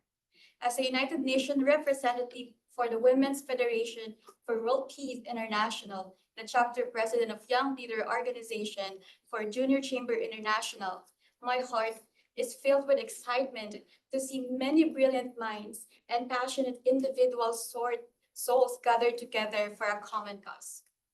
Our theme today is young people, big ideas, working together to fix problems, and it's both call actions and celebration of the immense potential in this room. As I've heard earlier, a lot of problems, challenges, and issues in this room. I was quiet and listening. The question we must ask is not just, can you hear us? But rather, are you ready to stand with us and act? There are countries' challenges before us, but together, we have the power to transform the world. How will we play our part in solving these global issues? And what solutions can we bring to the table to create real change?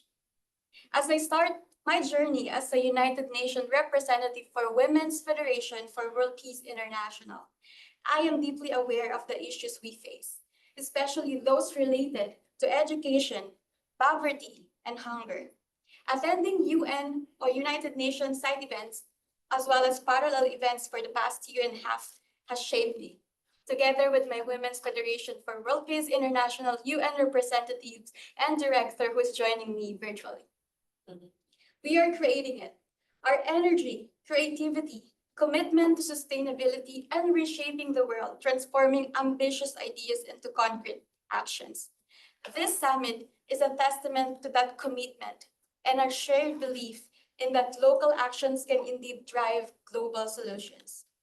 Believe it or not, before I come here, I prepared 10 days ago, and I asked my friends, what comes to your mind when you hear the word United Nations? 7 out of 10, they answered about peace. And that is what we want to bring in the table, because our vision for Women's Federation for World Peace International is aligned with our mission today. And I'm proudly say our dedication to peace and progress lays the foundation for what we can achieve, and we unite under a shared cause. And of course, to answer the question earlier, we young people face immense challenges, from the climate crisis to social inequalities, from global health emergencies to the erosion of trust in our institution. And I would love to align that on our SDG to address this SDG 11, Climate for Action, SDG 16, Peace, Justice, and Strong Institution, and SDG 17, Partnership for the Goals. Recently, our team, led by our Director of Human Relations for Women's Federation for World Peace International, or WFWPI, we have been working with passion and purpose on the Young Global Women Peace Ambassador, and we call it as YGWPA. This is an initiative. This program aims to train young people to be the peace builder to usher us in the peaceful future.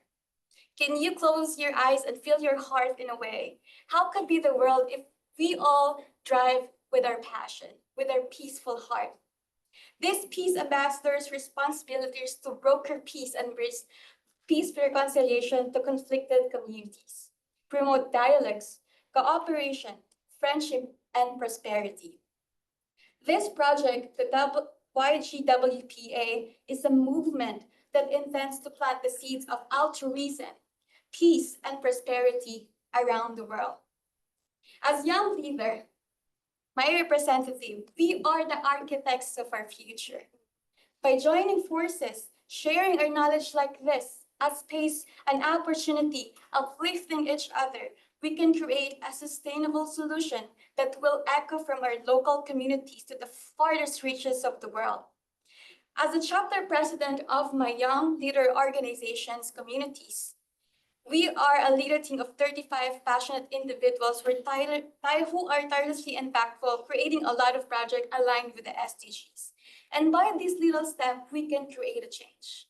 I remember when I was 10 years old, I invested my time educating 3 children in my country, in the Philippines. And now they are already graduated. And it's happy because now I'm getting this return on investment, because I have this opportunity and space to share with you that change starts from the heart. It starts from the peace of the heart. In our organizations at Women's Federation for World Peace International, we are not just hardworking, we are heartworking. Each of us with our unique experience and passion must be part of this movement, whether you are in a different civil society, a member states, we are all working together as one. Each of us, we are advocating for clean energy, advising gender equality, or fighting poverty. Thank you, IYSP, for joining me here. And as I conclude, I am grateful to share an inspirational insight from our WF, or Women's Federation for World Peace International Director, and we called her as our mentor. As we navigate our chaotic world, we as young leader and me as a United Nations representative for Women's Federation for World Peace International and Department of Global Communications should embrace our roles with courage, peace, and determination. As I've read this book, it was entitled Ikigai. Courage comes from the Latin word heart. So we have to put everything in work with courage, trust in our abilities, harness our creativity, and remain steadfast in our community to create a better and sustainable world. Nothing is impossible. As what our mentor and director said, whatever we put in our minds, with our grit and passion, it can be achieved. Believe in the beauty of your dreams and, more importantly, act on them with all of your heart. If we truly believe and commit to our endeavors, we can transform our big ideas into a reality and pave the way for a sustainable, peaceful future for all. That would be all. Thank you so much. Our directors, Ms. Merly Marlan. Thank you very, very much for your selection. So the change start from the change for peace start from our heart. So let's go with our heart full of peace. Okay. So let's move online and see if we have some questions and comments. Yes, so we have one question online, and I think it applies to all of the speakers, so any of them. Yes. It says, how can countries innovate to create more up-to-date universal policies that can facilitate an inclusive quality of life for people with disabilities that promotes economic empowerment through accessible technology? Let me read it again. How can countries innovate to create more up-to-date universal policies that can facilitate an inclusive quality of life for people with disabilities while promoting economic empowerment through accessible technology? Thank you very much. I think this question I will go to my neighbor Ugandan because I come from Rwanda. So that's why I want to hear from you. I would love to have a say in that, but I would be happy to hear from you. What is the experience you can share with us? Because you say what European, Americans, and Western have is not the same what we have. I think this problem we have it in Uganda, right? So how do you deal with that problem? Thank you so much, comrade. I think just before I can ask you a question, there is a very interesting point that was raised by Sister there in regards to the very precarious situation in Mali. That made me reflect back to this year in March, when the African Union Peace and Security Political Affairs held a second reflection forum on unconstitutional changes of government in Ghana. And there is this thing you said that the United Nations do not support unconstitutional changes in government. I know this is a very diplomatic statement to make, but this is the same statement and the question I asked the United Nations Development Program when we were in Ghana. On the one end, the UN poses sanctions against the coups when they happen and all this. But on the other hand, they have a program through UNDP that they have launched, the African Facility on Sustainable Transition, AFSIT. The primary focus of AFSIT is to help countries that are undergoing coups. And there's a lot of money they are putting in place, to assist these countries. So I asked them, I said, if you don't support the coups, but you're telling us that there is money to help our economies when we do the coups. So which message are you sending? So I don't think UNDP systems, with all due respect, do not support coups. I think it depends on which area, which country, and who is conducting the coup. Yes. I think that is what, because we have had circumstances where they have been silent. When our strongman Gaddafi was brought down, the UN was like a toothless dog, not speak. To mention but a few. So the question I'm supposed to answer is not that, but I thought I could push back before I answer. Uganda's experience with dealing with the persons with disability has been evolving over time. And I think it's very important that as countries, as individuals, we embrace peer-to-peer learning. No nation is an island.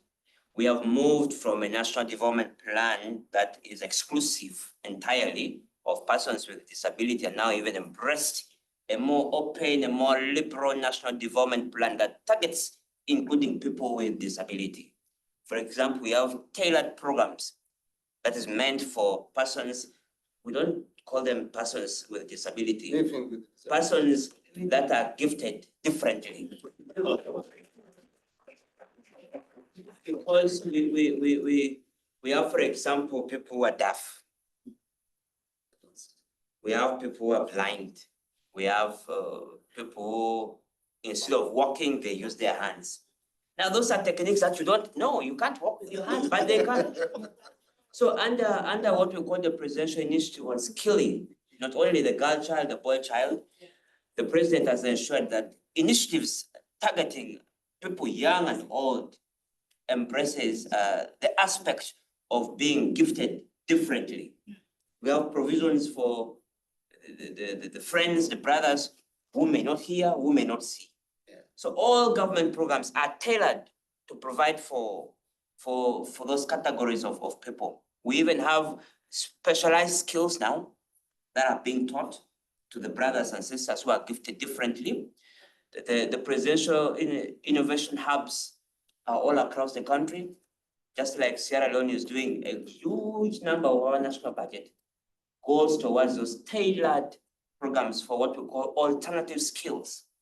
We are crying that majority of our people, and by the way, the brain drain, I'm trying to answer these questions by Eric. The brain drain that was mentioned before in Africa is no longer a product of lack of jobs.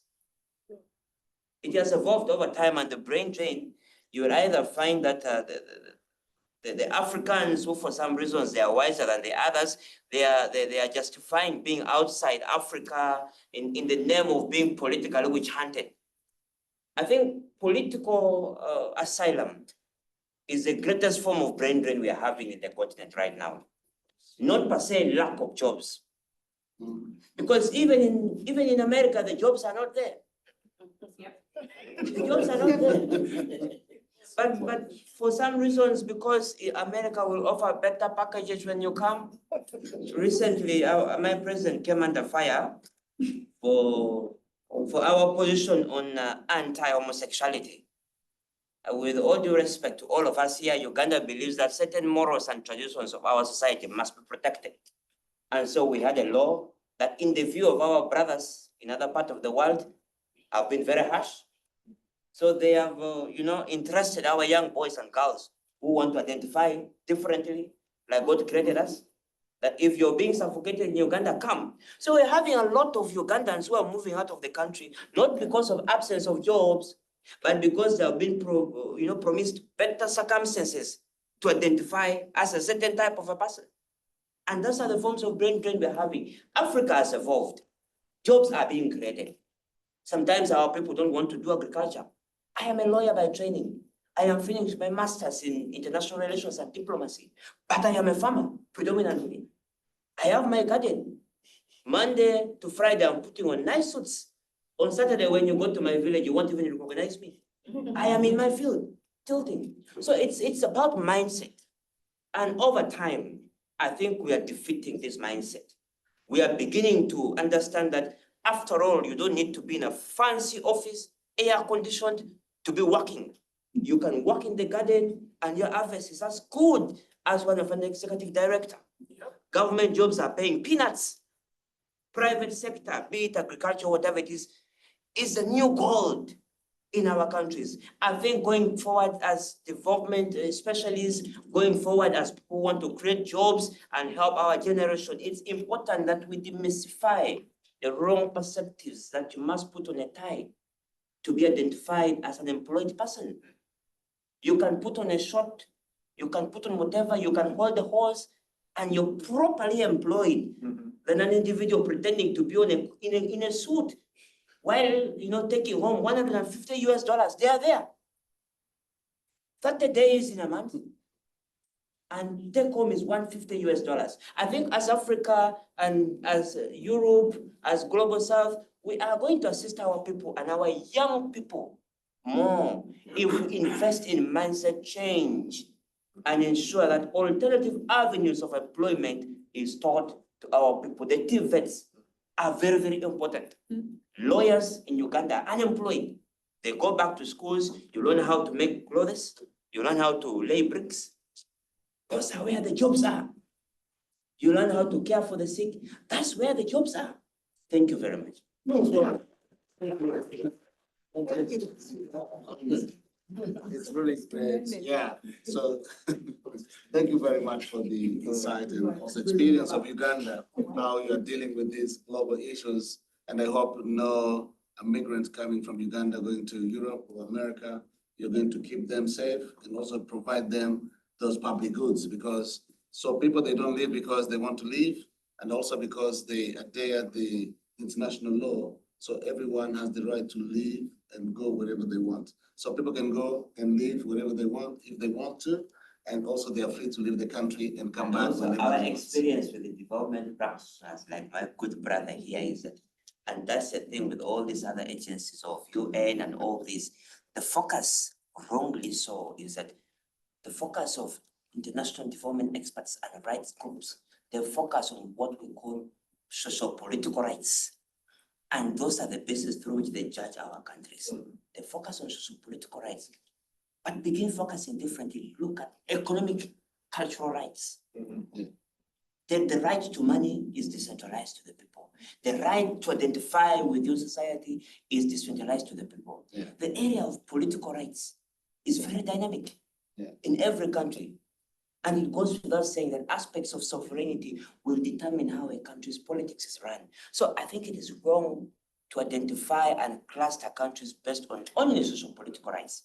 If we must look at them, let us bracket them all together. Okay, thank you very much, Excellency. We're going to move to, you have a question? Oh, I had a comment. I have a comment? Okay. That's okay. One from Judea, then we go to the next panel. Wonderful. Good afternoon, everyone. Good afternoon. I'm Jadea Mohammed from the faraway land of Brooklyn, New York. Pleased to meet you all. I've been really enjoying this discussion. And I love being in a space where we're focusing on, getting to the root of what's most important. I want to just offer a thought. I agree with our brother from Uganda that the matter of mindset is really the thing. Someone else mentioned here, investing in just human potential, and that our human potential in us, we already really do have everything that we need. I was thinking about brain drain as we were having this discussion, because one of the things that, there's a saying that you need, maybe at one point in your life, you're going to need a lawyer. At some point in your life, you will need a doctor, but you need an agriculturalist. However, every time you eat, you're going to need an agriculturalist, maybe 1 time, 2 times, 3 times a day. And so that element is so crucially important. I wanted to just raise 2 quick things. One, to just share some models that I've seen be really helpful. I've heard different thoughts, and I'm really, really happy that you brought up, sir, that the experience, even in the United States of America, is not always like green pastures, like people say. Like, we talk about access to clean water, but there was a study done by another team that I'm on. We're studying the SDGs, but we're studying the SDGs from the experience of Black people in America, and how the SDGs for the United States may seem very shiny, but if you look at predominantly Black cities, for example, access to clean water is a thing that many people in the US have. Flint, Michigan doesn't have that. Jackson, Mississippi doesn't have that. Parts of Newark, New Jersey do not have that. And one thing that they all have in common is that these are predominantly Black neighborhoods in Black cities. And so then it's like, okay, well, what is that? What's going on? Like, we're like in Flint, Michigan, like the water is literally, like the pipes are poisoned with lead. And lead poisoning can result in killing brain cells. It can result in behavioral issues. The crime rate in that area is terrible, but it comes back to the water. But just for example, right? So here in New York, one thing that the last administration, before Mayor Adams, we had what was called the New York Young Women's Advisory Council. And so the New York Young Women's Advisory Council, because one thing that young people, as we're talking about developing skills, young people do also have the expertise that comes with lived experience, where maybe they may not automatically have a degree in this particular topic, a degree. You don't need a degree in economics to know and understand poverty in your own neighborhood and how poverty can show up in your city, your village, et cetera. So New York City brought together groups of young women who have lived experience just being in the city, and brought them with city agencies and departments to advise on policy. And then New York actually funded, with public and private funding, like $20 million to actually create those solutions that the youth had come up with. And so then, which sounds great, but then there's the question about, okay, well, what about accountability? How do you make sure that that money's going where we, the youth, say that it's supposed to go? But it is a good start to at least continue having those conversations and having that direct access to the office of the mayor. And then there's also, with Nigeria and the Not Too Young to Run campaign and the work that they're doing to get more youth politically involved from the earlier age. The thing is that I just want to raise something that hasn't really come up, and it's true in the African context, but it's not just true in Africa, but tapping into the resources present in the diaspora and the fact that there are people all over the world, in whatever country's diaspora that you speak of, there are people who are of that culture, who have family in those spaces, who want to be able to serve and want to be able to come back, but because of whatever socio-political, economic issues, it makes it really hard to be able to come back. So we have brilliant minds all over the world speaking just as like a Black person who lives in America, and they'll see my passport and they say, oh, so you're an American? And I'm like, I don't really identify with a country that's been oppressing my peoples all over the world. I don't, but it's the passport that I have. Alhamdulillah, that's just how it is. Point being that we have so many resources in the forms of people that have not been tapped in. So many of us who want to apply our skills, our talents, our resources, our time, our energy into building up the African continent in particular, but aren't able to make that step, because when we come through, sometimes it's like, no, you are not one of us, but it's like, well, that spirit of togetherness and that spirit of unity is something that would actually help us to get much further ahead than if we continue to allow what colonization has done to us is separating us and telling us that we're different, and then drawing lines in our borders and then telling us, no, you are of this country that's now ruled by Britain, you're of this country that's now ruled by France, but once we were, one tribe. So anyway, I just wanted to offer that and raise and invite people to think about how we could continue to tap into people who don't even necessarily live locally, but who have the desire to be of help and to be part of the growth that we're seeing come to the continent too. Thank you. Yeah, thank you very much. I'd love to thank all my great panelists, Daniel Ray, Desmond Basima, Rachel, and Ms. Anka. We thank you very much for your contribution and also your insights. So we hope the voice of young people here will be heard. You'll help more young people to be also included in your program, and also make sure that in Uganda, as you tell us, so when we try to monitor and evaluate the progress, we see young people are being included. Thank you very much. And today is the most active panel, I saw for the long one, because the subject is on point. It's on point. And I like when they have open panel when people can express exactly what they want to say without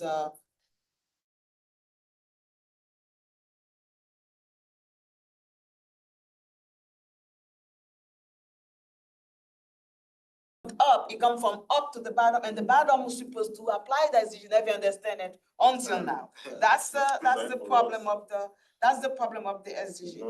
How non-profit, civil society, how we work. I think we did a lot of work by implement at the local. And I always think globally, act locally is the way as the SDG is supposed to be. Like she just said, we have other organizations who's in the country, but we working with them locally by they doing something global. For example, in Romania, last year, they did something in Romania. We built Ukraine because people couldn't go to Ukraine, but we go to Romania, we got something in Romania where for 3 days, we asking people how they can put themselves together to rebuild Ukraine. That was it. Thank you to your government, I think, because I'm going to address that question. And my question is for Mrs. Ankabu, I think Behu. Okay, she's a director for family and demographic policy, Ministry of Family, Youth, and Equal Opportunity in Romania.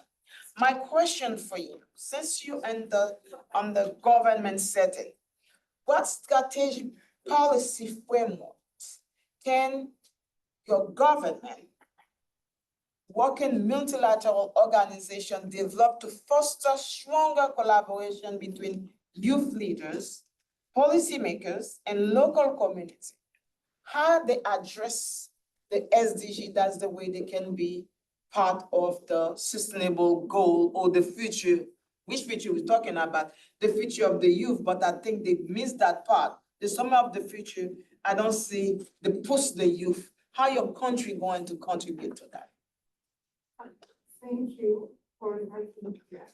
So I'll start with the National Youth Strategy that we adopted in 2023, and it's in by 2027, provides a robust framework for youth policy in Romania, designed with input from young people themselves. The strategy emphasizes the development of skills, employment opportunities, mental health support, social inclusion, and also digital transformation, ensure that young people are equipped to become active, responsible, and of course, happy citizens. So when we elaborate the youth strategy, we had a series of consultation with the civil society. The consultation were involving also policymakers, entrepreneurs, government.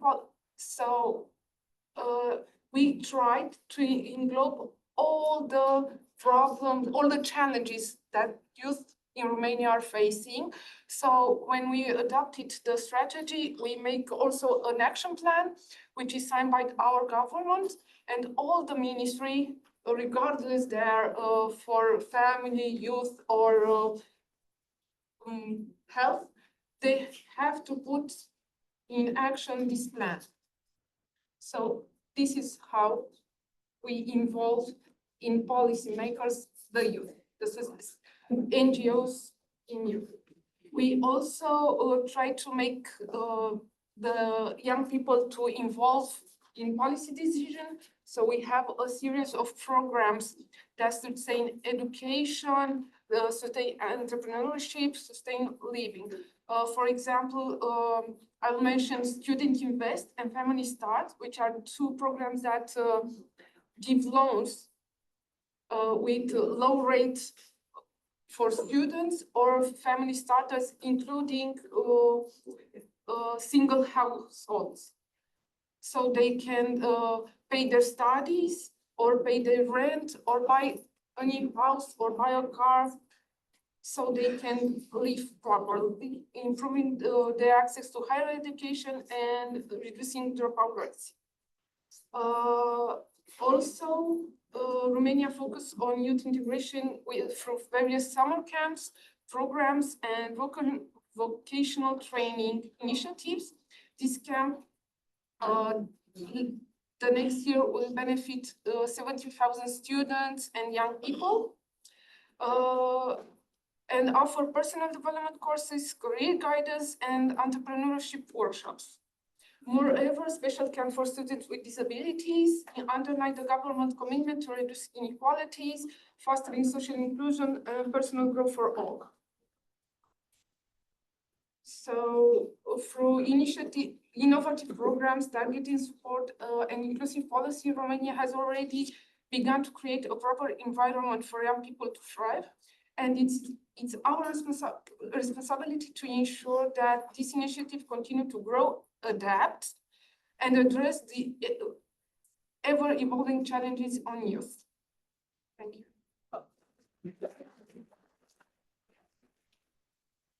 I have another question based on what you said, because it became a lot of involvement between the policymakers, civil society, and the youth. Do you have a way to measure the progress?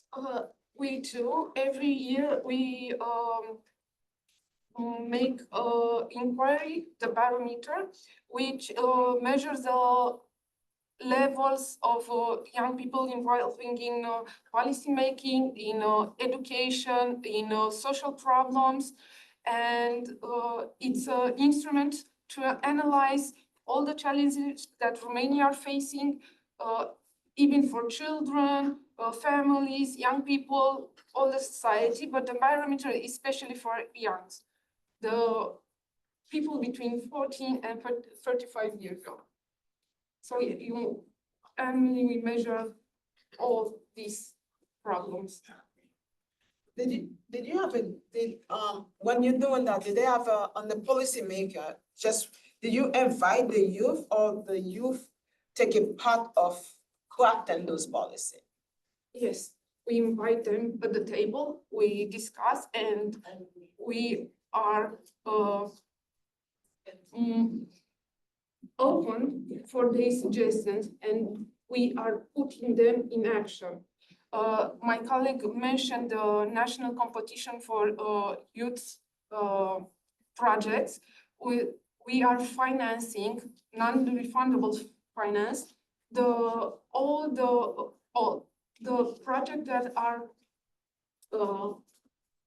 new, innovative, and make an impact local and also on national level.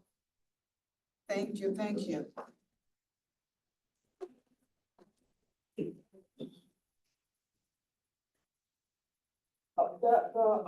In July, we had a conference in France, in Montpellier, where we invite the youth to craft, to take something from the UN already made, and to give us the if there was on the table, because 2250, if anyone know about the resolution 2250, is a resolution the UN passed in 2015, who said the youth have a big say on the peace building, which they never did.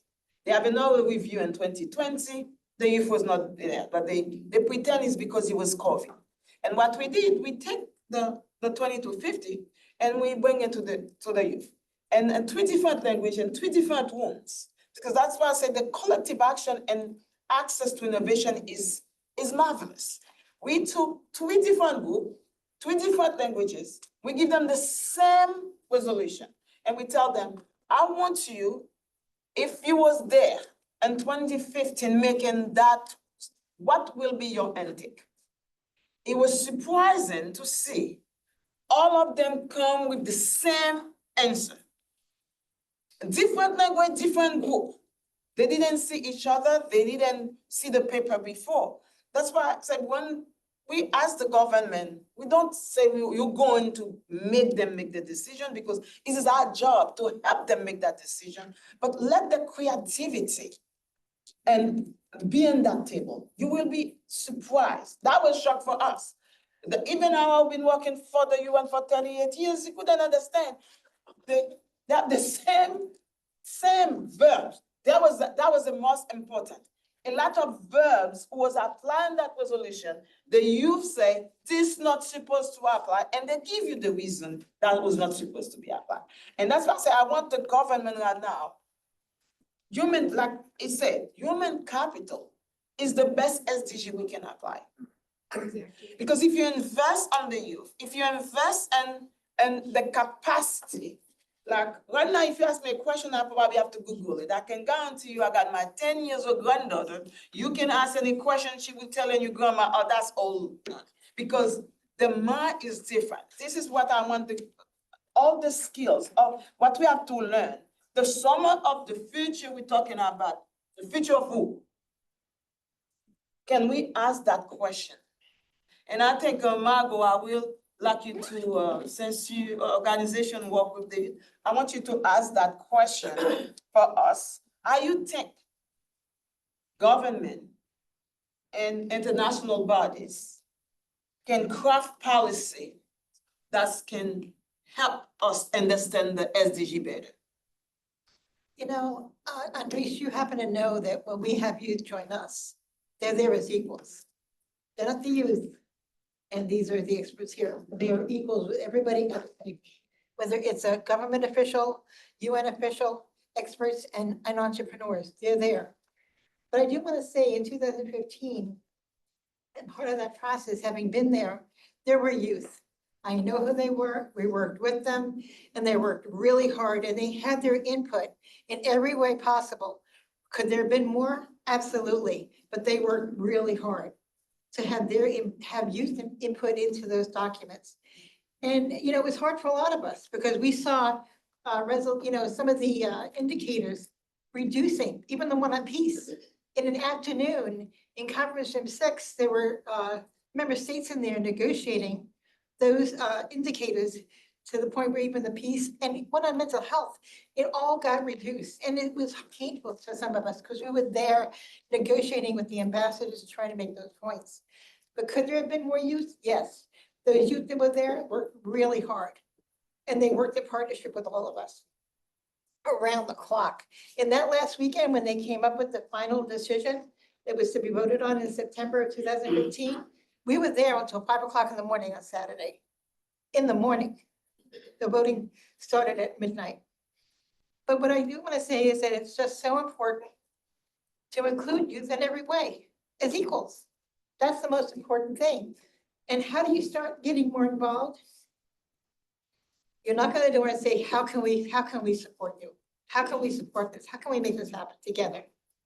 Everybody has to do it. Women, older people, younger people, people with disabilities, we all have to ask that question. And we've been doing it for so long, haven't we, Andres? Across the board. People are always amazed when they see the youth coming into our meetings, they are there supporting. They're talking about what they're doing with pride. And they give so much an equilibrium to the whole environment, to the conversation. So I say it's time for all of us to accept, and when is the future? The future is now. It's right now. It's all of us have a future. But it's important to have the youth be at the table. And we don't fight for it. We don't argue about it. We just make it, it's a necessary part of the future to include you. Yeah, I understand, but sometimes I'm trying to play the devil advocate here, sorry. Because I work with a lot of young people. You know, what you're doing is really important, and we all need to do more of it, but we have to include everyone. Yes, we include everyone, but sometimes I feel like they tell the youth is out of the table. It just be at the table. Instead of to make them be on the decision-making process.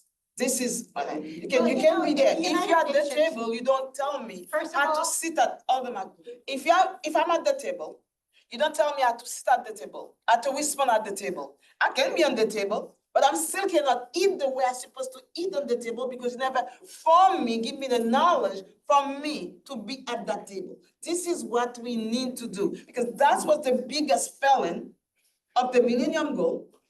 And right now, we only got 4.5 years for the SDG. We're going to be the same thing until we're going to start creating. Well, this is what we need to do. Yes, yeah. Canada have a question. I also want to respond to that too. Could you ask that right after the question? Sorry to interrupt. But I just wanted to add that, you know, from a Canadian youth perspective, and in my role as an executive at the Toronto Foundation for Youth Involvement in Politics, I think what we tried to do is that, sure, Canada is very progressive, yes. However, we do have a lot of issues, especially around civic engagement. And the first time in 20 years, civic engagement is an all-time low from ages of 18 to 25. And that worries us for the next generation because people are not voting. And if you're not civically engaged, you're not voting, what does that mean for the future? What does that mean? And so for us, I think our approach is that we're working with partners. We're giving voices back to the young people. We're not just having them sit at the table. We're having, you know, forums and where we can all come together. And it's not just about education. It's about, you know, having a collective project as young people. You know, how can we work towards, you know, sustaining, you know, our civic engagement? And how we do that is that we provide, you know, fireside chats, you know, we provide mentorship, we work with elected officials and, you know, try to bargain and really split the margin. Because we want to give power back to young people because, you know, now more than ever, it's like our generation, even though I am a young person, you know, our generation is getting older. And so I think it's so imperative that when you're having these chats is to really sit down and actually hear back from young people. And so in my experience thus far, I think what's worked for us is outreach and resources. I think that, you know, yes, I'm very privileged that in Canada, we do have the resources and the standing, you know, just institutions to support us. But again, they're very out of touch. They're very out of understanding why young people aren't voting. It's because people in Canada or young people in Canada don't have hope. They don't because they feel like their vote doesn't matter. They feel like the affordability is at all-time high, inflation, people can't afford houses, people can't afford groceries. Young people, I know friends who just graduated are living, went from living on streets to now in shelters. So I think there's such a huge disproportionate amount of attention depending on where you're coming from, especially in Canada. And I think the most important thing is to really just advocate to push out, the information. So whether that be, for instance, I'm working on a partnership with TVO, which is one of Canada's television networks that works in media and education. So we're actually developing a project so we can develop a TV series where we can talk about civic engagement and put it on TV for young people, hopefully to potentially address to people in high school or people in elementary school. We're working with one of the ministers of education in Ontario to be able to develop, how do we push this, that, your thoughts, your voice matter, and we want to be able to grow these skills. So I think the main objective is giving the young people the tools to harness these skills of civic engagement and leadership. And I think that's what's been most successful in our work, is giving young people the resources, giving them the leadership skills, and then having them be able to go to different tables, to knock on doors. That is so important. I think that's work in our work, is that being able to go and provide those resources and then telling kids, you know what, you can do this. You have the capability to go knock on doors that might seem unobtainable because it might be government doors or might be elected officials, but they will listen. And it's not about bringing it to the bargaining table. It's about going to the table, regardless of where you stand, and, making them hear you. So yeah, that's just what I wanted to add to that. Thank you. Anyone got a question for Mrs. Beibu? Oh, I do, actually. Just about space for collaboration. I hear that in your working between government, nonprofits, and youth, providing those kinds of opportunities for collaboration and skills building. I direct the organization mainly focused on youth within the African diaspora. And we love to create opportunities for youth to be able to learn from each other.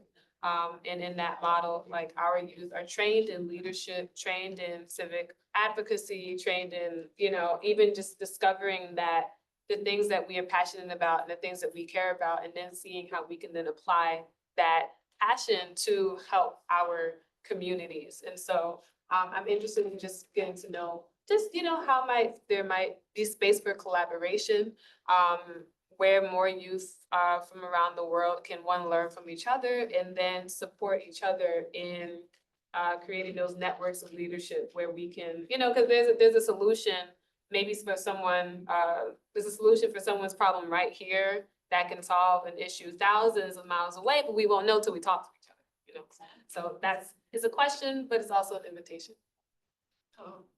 Thank you. Thank you. We are open collaboration, and we empower young people to work and see how they challenges are faced in other parts of the world, the country.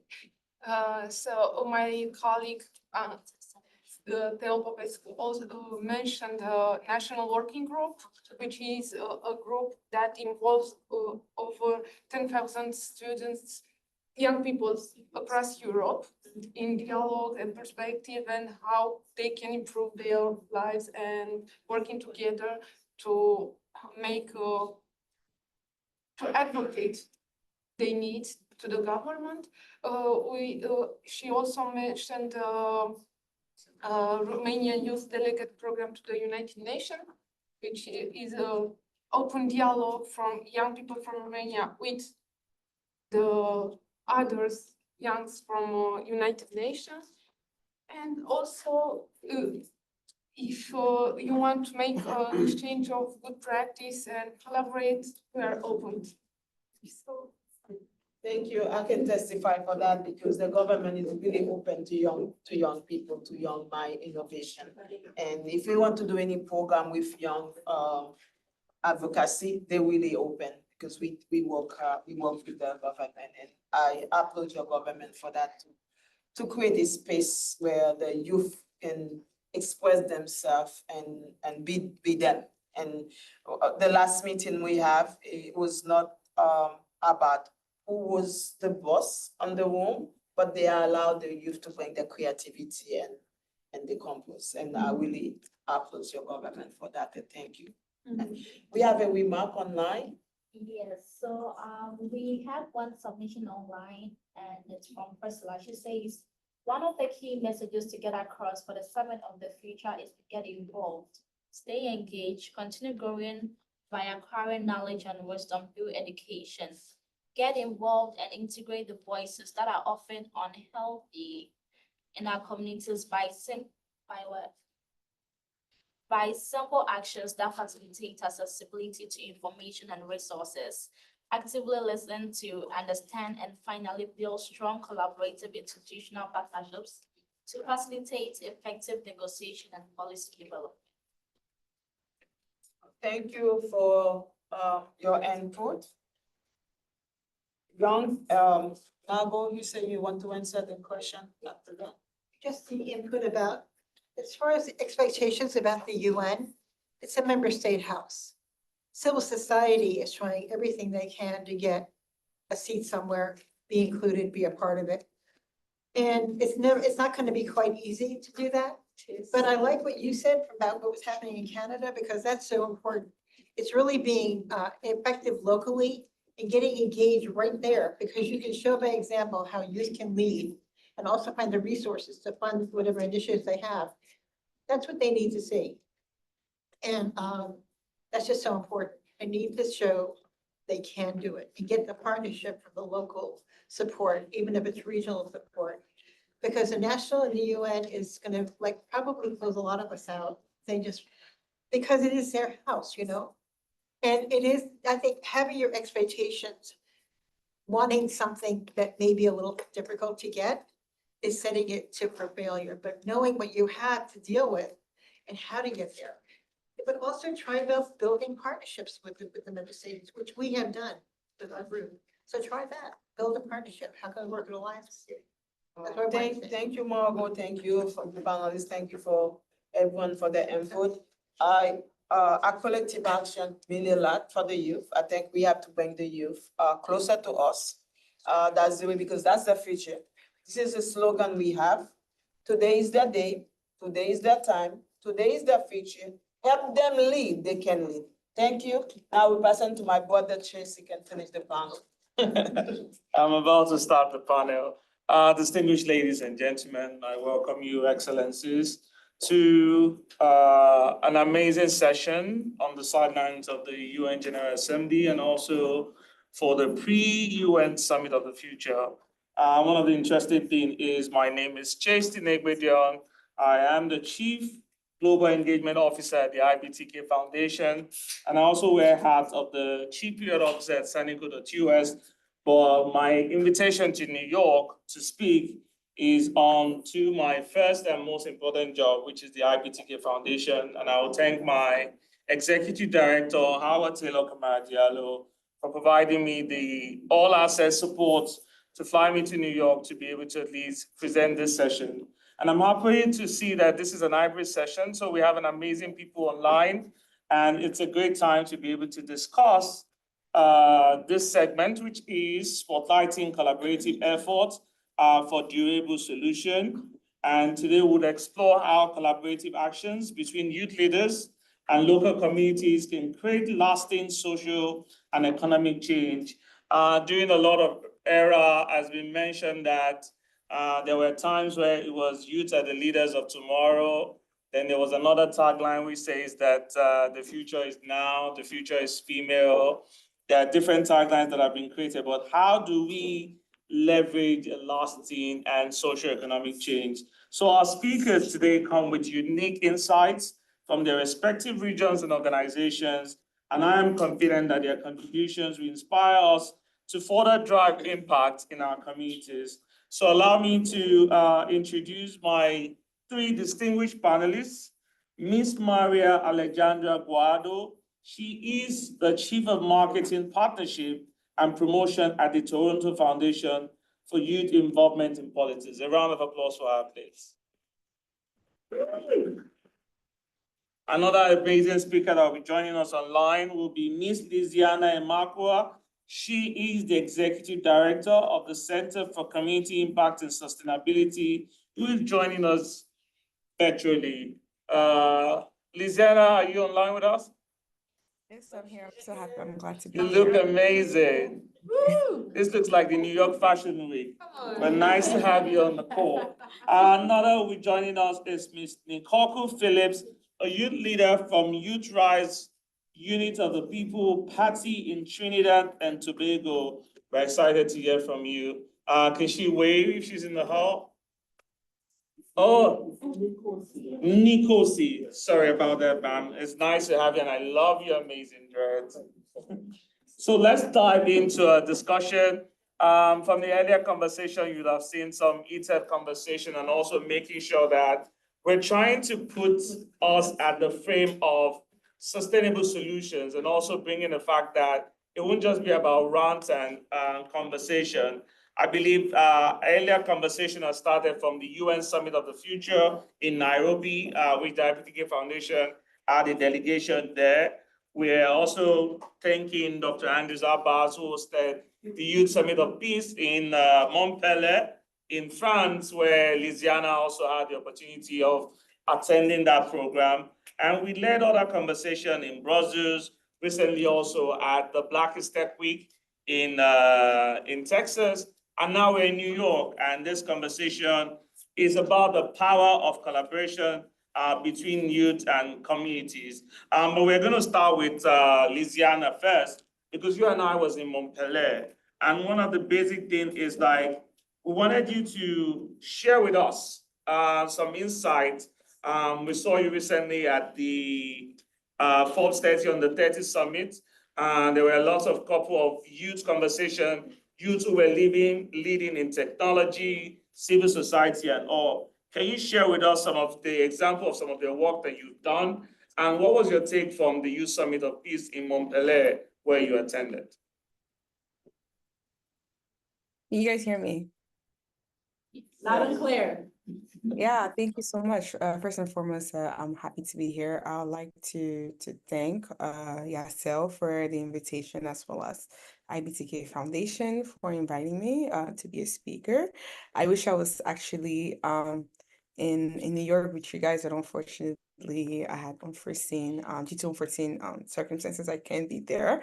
But how can what are some of the youth-led efforts, collaborative efforts, to, and even just being in Montpellier last couple months ago with the IPPDR and at the municipality of Montpellier. So we were able to have collaborative efforts between, just young leaders and as well as local governments, local government officials, which I believe, is very crucial, for driving lasting social and economic changes.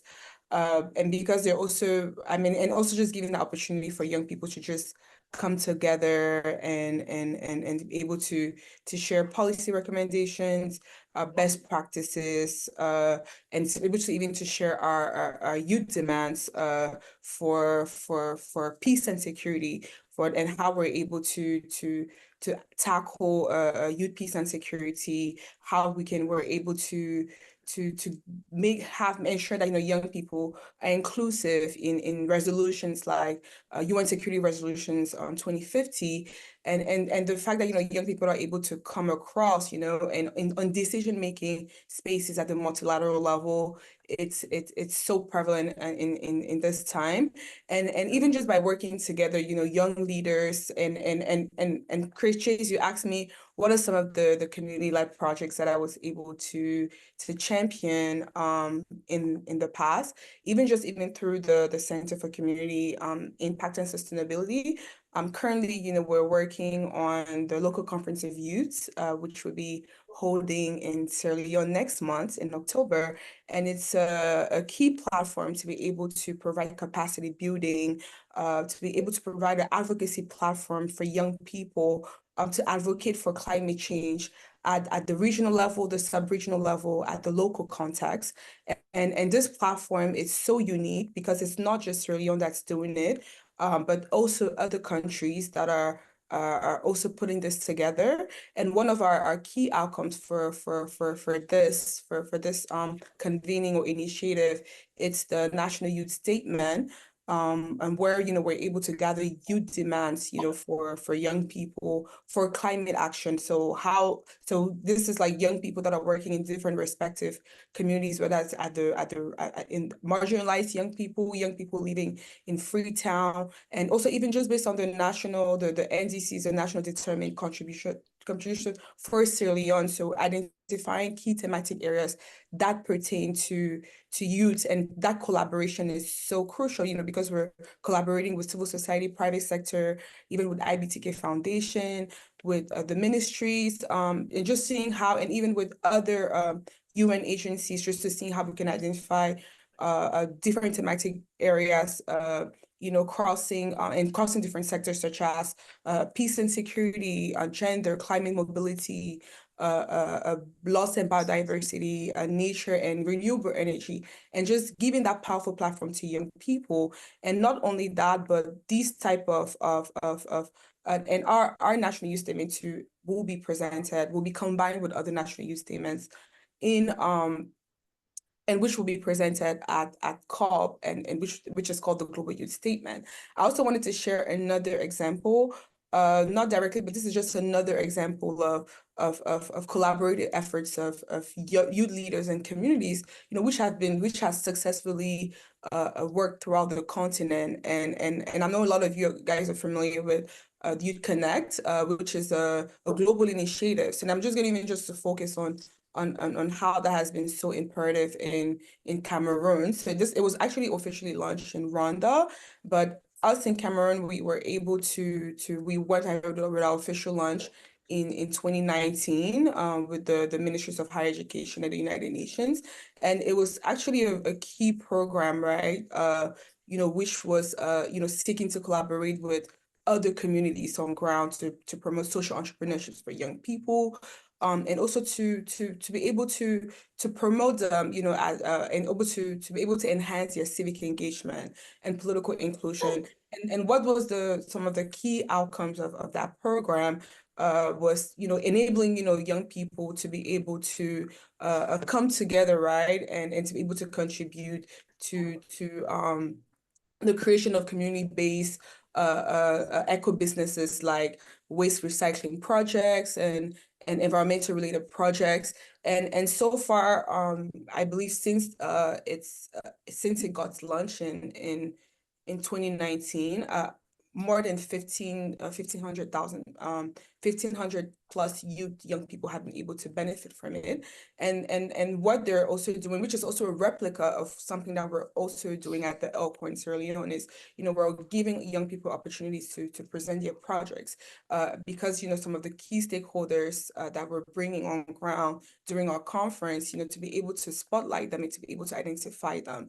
What Youth Connect has done in the past has been able to support, also Youth Connect in Cameroon has been able to support more than 500 plus startups, providing funding. So one of the platforms that we're also trying to give to our young people during our local ALCOI, which is a local conference of youth on climate change, is giving them those opportunities to be able to share their projects with climate smart, led projects, youth-led projects, initiatives. And not only that, but how can those collaborations also take us to amplify our voices at COP29 this year, and also trying to increase the number of participation of young people that are attending, that will be participating in COP-related events in Azerbaijan, in Baku this year. And also, how can we train young people to be youth negotiators? Because that's something that's also lacking how can we get more negotiators, young people that are going to be climate negotiators at COP this year, and also involving the different ministries. So and for me, I would say the power of co-creation, collaboration, right, and not taking other key stakeholders from granted, but ensuring that everyone has being able to prioritize our SDG 17 and ensuring that we're working with each partners. So yeah. Thank you so much, Lisiana. Thank you so much for sharing all of this event, especially with COP, and I know, and I wish you the best also of the event happening in Sierra Leone, with also COP, and also I'm sure you will also be attending the International Governors Forum happening in Saudi Arabia later on in December. On the highlights of Global Exchange and Network, two people in the room that are actually people that influence and inspire me. I'm happy to see Jadea in the room on the wings of the UN Civil Society Conference in Jeonju in South Korea, which is a couple of years back when certain younger people were still aspiring to even go for all of this global exchange and attend all of these global conferences. And also I know Daniel Buje is online too also, which I'll be calling his attention later in the conversation. But I would like to move now to Maria.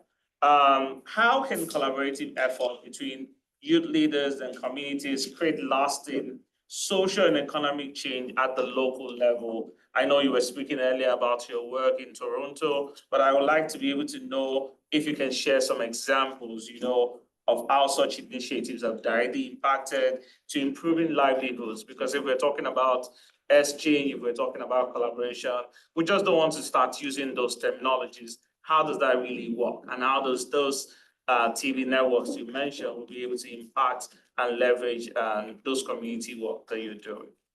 Thank you so much. So that was just a previous sentiment that kind of with regard towards that specific topic. However, when it comes to collaboration, my approach, or the TFYP's approach, is to work with collective action groups with similar prerogatives that we have. So whether that be, the same kind of ideology, whether that be civic engagement, youth empowerment, I actively search out similar groups, similar nonprofits, similar youth-led based organizations with a similar message, a similar goal, and that is to engage young people and our governments, whether that be provincial or federal, to take what we're saying seriously. So an example of this would be when we had partnership with, going back to civic engagement, we partnered with Vote 16, and we helped draft basically a document in coalition with a senator, Senator McPherson, at the Senate of Canada.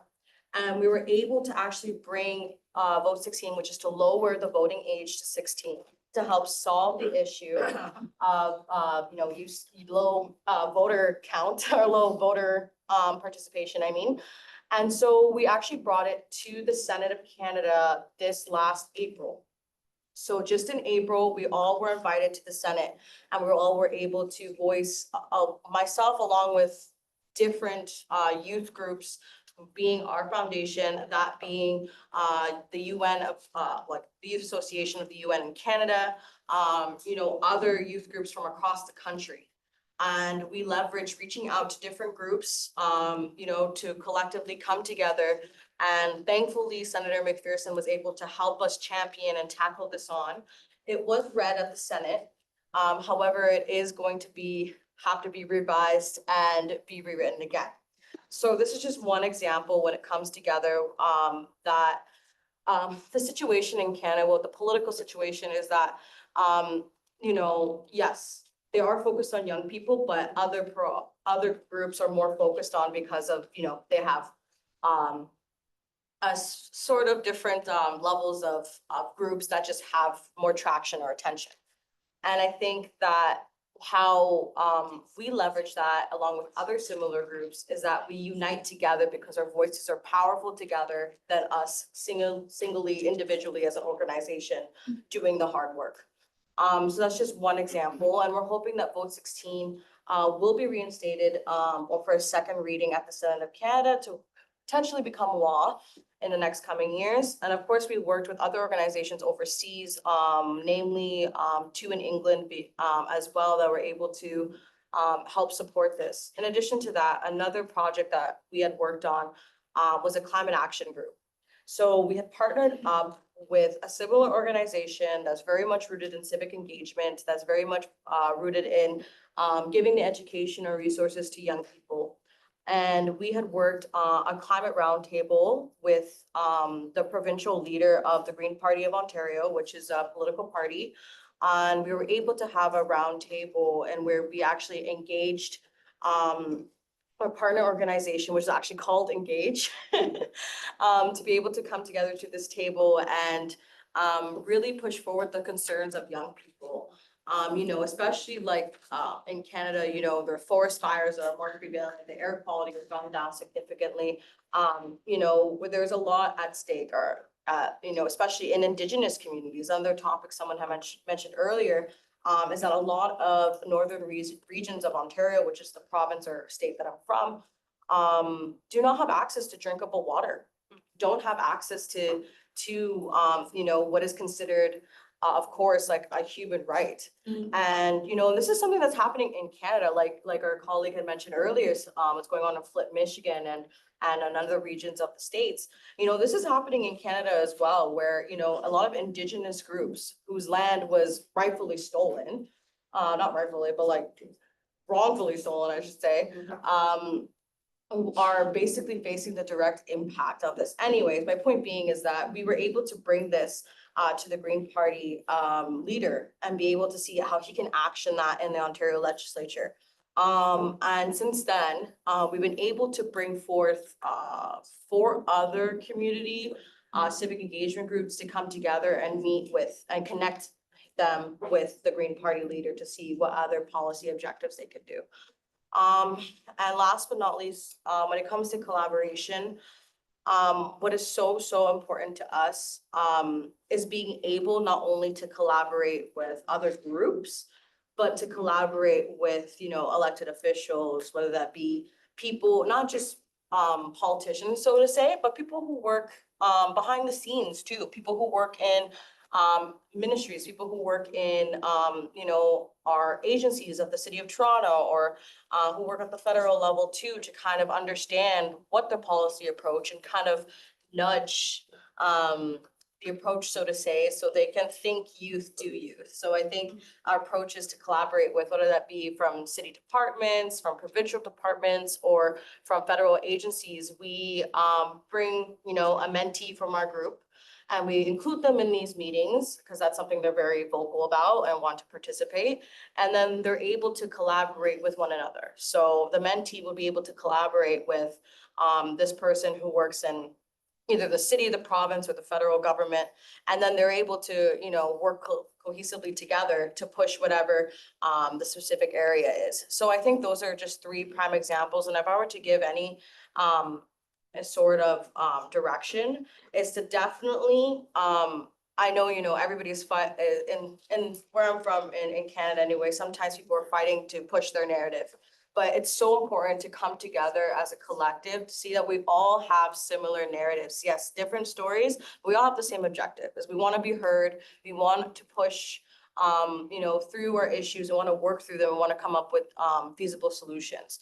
And I think by coming together, regardless of, even though your work might be similar, you have to look past that and understand that, you know what, this helps me, this helps you. And, you know, that brings us both a step closer to our goal.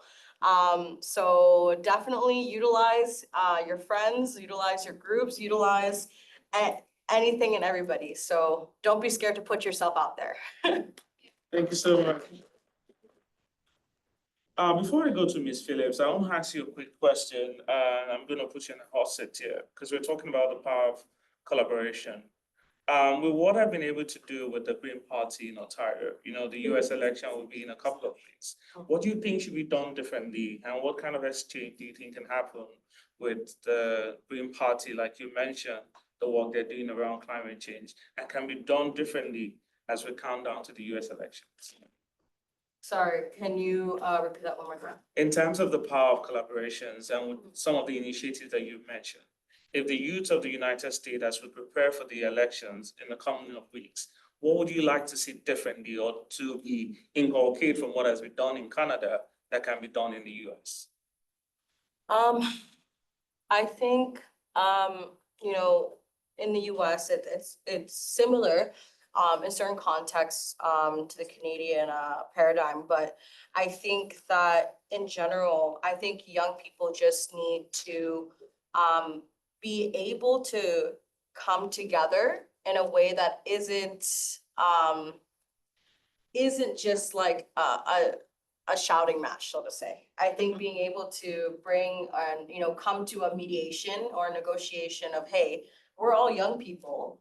This is what we want to see for the future. This is what we want for one another. And then writing those things down. And, you know, it's okay to argue. It's okay to have differences. That's what makes us human. That's what makes all of us have different approaches. But I think being able to come together and say, hey, yes, we accept our differences, but hey, this is actually this is what we have in common.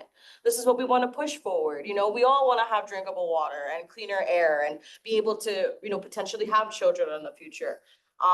You know, I think keynoting these things that we have in common rather than, you know, demonizing our differences or attacking each other on our differences makes a striking difference. So I think just remember focusing on what is the commonality rather than, you know, what is the difference is a key start of any conversation. And that's how you actually move forward and have progressive solutions, is if you base it on the commonality rather than the differences.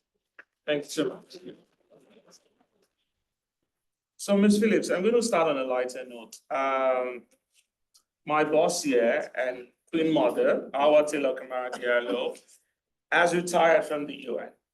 Trinidad and Tobago should be a good place for her to have a retreat, you know. What would be one of the most interesting things that you would recommend for anyone in this room, especially her, to taking a break to go to Trinidad and Tobago for a visit? Then we'll now switch to some of the important initiatives you've been able to do as a youth leader at the People Party in Trinidad and Tobago. Well, first of all, pleasant good afternoon to all excellencies, ambassadors, everyone invited by Sierra Leone.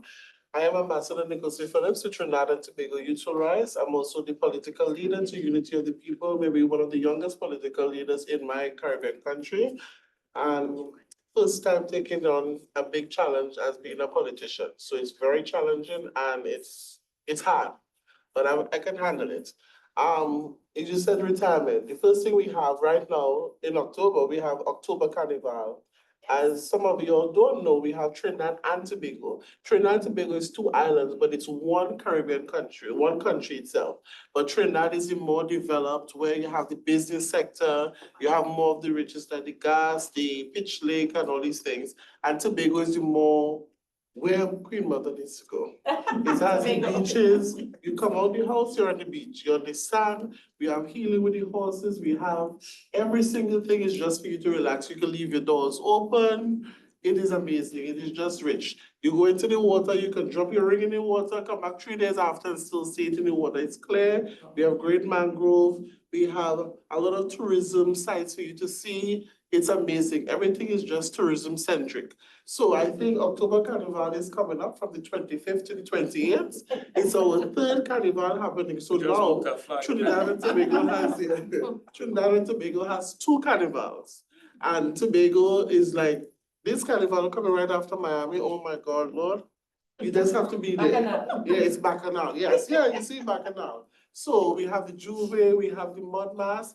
The mud mass is 2 types of mud. They have the mud where you dig up in the backyard and you boil it and you make sure it's good for the body. Then they have the clay mud. Then they have paints. They have powder. They have everything. So I'm inviting you all from the beginning. Come to Tobago Carnival for October.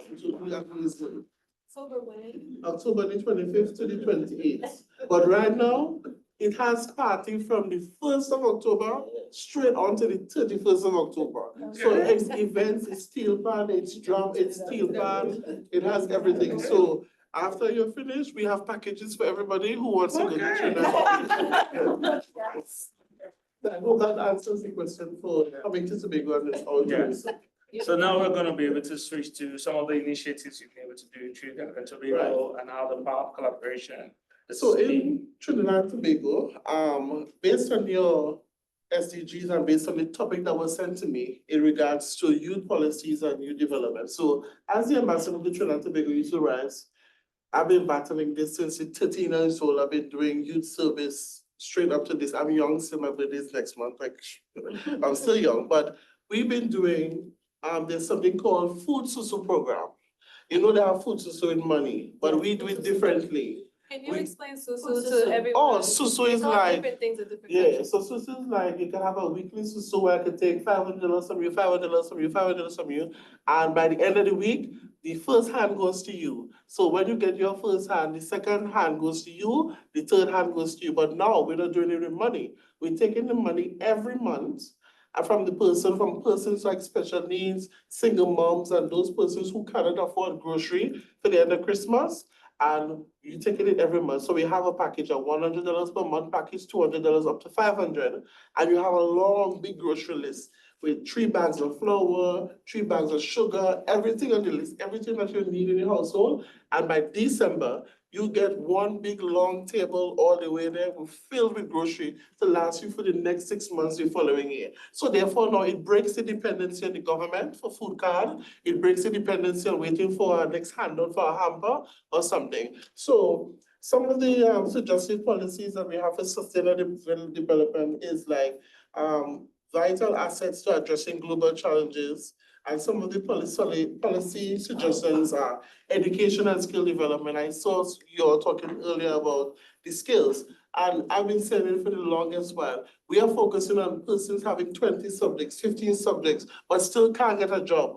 And then now, when they finish the school with all 20 subjects, they still now have to go back now. The first thing on the interview, where do you work before? They have no training, no skills, so they have to send them back. So what we do in Trinidad and Tobago now, we have a program called the YES program, or the Youth Proactive Program, whereby when you're in grade 5, before you come out of school, you go into the world of work. So it's a world of work program. It's called World of Work as well. So they send you into they take up to 500 persons from different schools, and they put you for July, August period to work in any department. If you want to be a technician, if you want to be a doctor, and they put you to do an intern program, you get a salary as well. And they salary, a big stipend as well. And then when you finish with that, you graduate from the World of Work program with a certificate.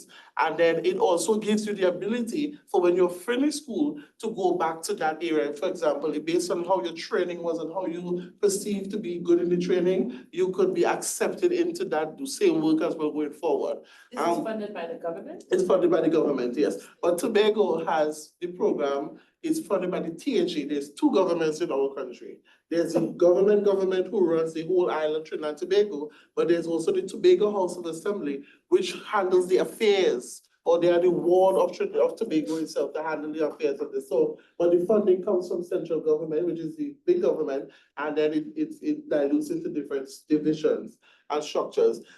We was looking at comprehensive, we talk about education and skills, look at comprehensive education, ensuring access to quality education, including STEM subjects, vocational training, and the life skills itself. So in every school now, we're implementing life skills. You're not focusing on subjects, but you're focusing on the skill, because there are some boys who want to jump out of school, and by jumping out of school, we want to give them, okay, they want to be technician, they want to be woodwork, they want to do everything. So we're focusing on the skills at this point in time. We have youth-centric curriculums where we now introduce steel panel, we now introduce different types of culture. In Trinidad and Tobago, and especially the Caribbean, the African continent is different in terms of our culture. We are culture-based in everything that we do. Everything is about culture, it's about race, it's about, that type of diversity. So it makes into the African culture, but it's just that we are more cultural centric in terms of what we do and how it affects the type of person. Because we have Hindu schools, we have all female schools, we have all male schools, we have both mixed schools. So it all has to happen with the type of relations in the different communities it have. We have mentorship programs where we deal with going to the schools, and we work with the NGOs in the different Caribbean. Most of you all touched on some of the things already, so I'm not going through like little things that we do. We have a youth employment program, and we also have a youth parliament. And the youth parliament is not just a mock parliament. It is a parliament where things are discussed by the youth from the schools, from the NGOs. We also have seniors. So the seniors in the community all sit and they discuss topics of that happens in the country, and those bills and those what is finished is drafted and sent to the parliament for them to look into it and see what they can add. So there's inclusivity now with youths, the seniors in the country, and the NGO-based organizations. So we have our youth parliament, and we've been having it for a long time with the private schools. We look at job matching. Based on the skill, as I said before, you go into the job matching and match a skill. Look at civic engagement and leadership. Your youth partnership. The lady at the head table there in black with the red cup. I don't know her name. Huh? Miss Margot. She mentioned in terms of the youth and engaging the youth. One thing that I've seen, and that's why I'm engaging in the United Nations, is that funding. The funding comes to the government of the different countries, but it doesn't trickle along to the NGOs, it doesn't trickle along to the young people. And there are some governments that will take the money, come to the UN and say that they're doing stuff, and there's no accountability from the UN to it. I'm sitting here and I'm saying it. I'm not holding back. I think when we come to these discussions, we hold back too much. And I'd like for us to be free and to be right to speak, because that is what we hear. We're activists to be truthful, and that is what is happening. And I believe that the NGOs need to have a one-on-one with more of the United Nations, and we need to be funded by the NGOs, the United Nations directly, because the government in some countries are not giving the NGOs that what they're using the NGOs for is for political gain. As you said, political mileage. When they want to win an election, they come to an NGO and say, okay, good.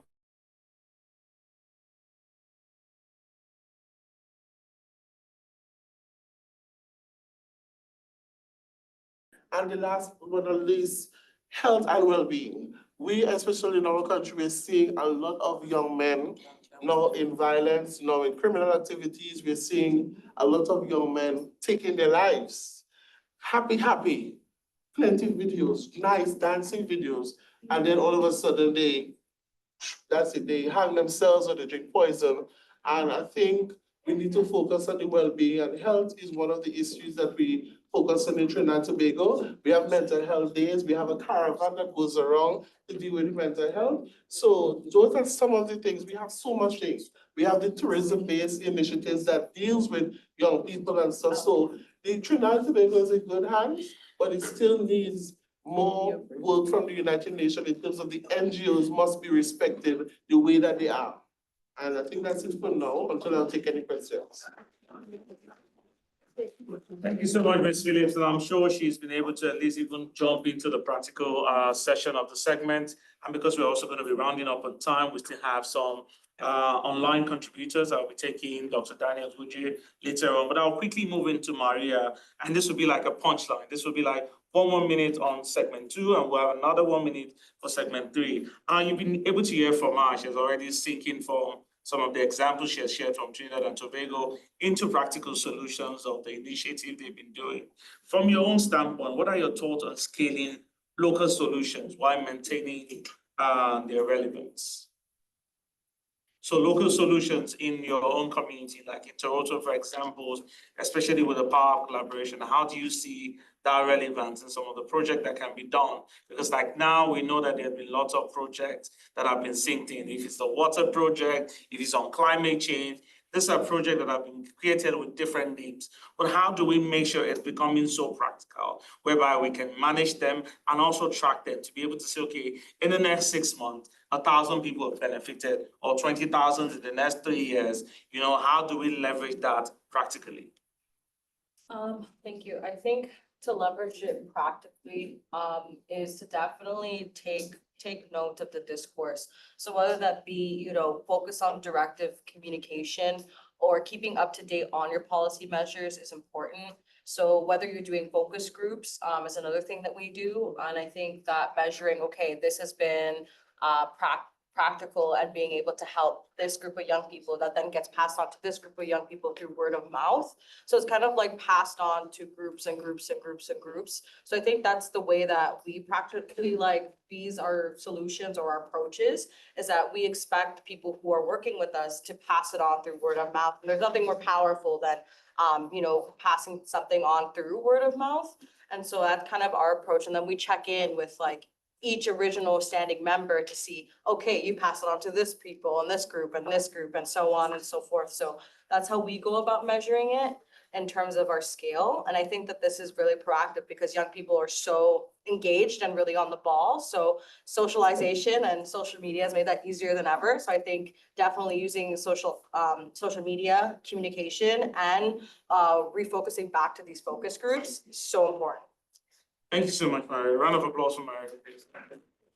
Luciana, if you're still joining us online, this is just another 1-minute punchline on from your sustainability work. How do we balance local impact with the need for a broader solution? Luciana?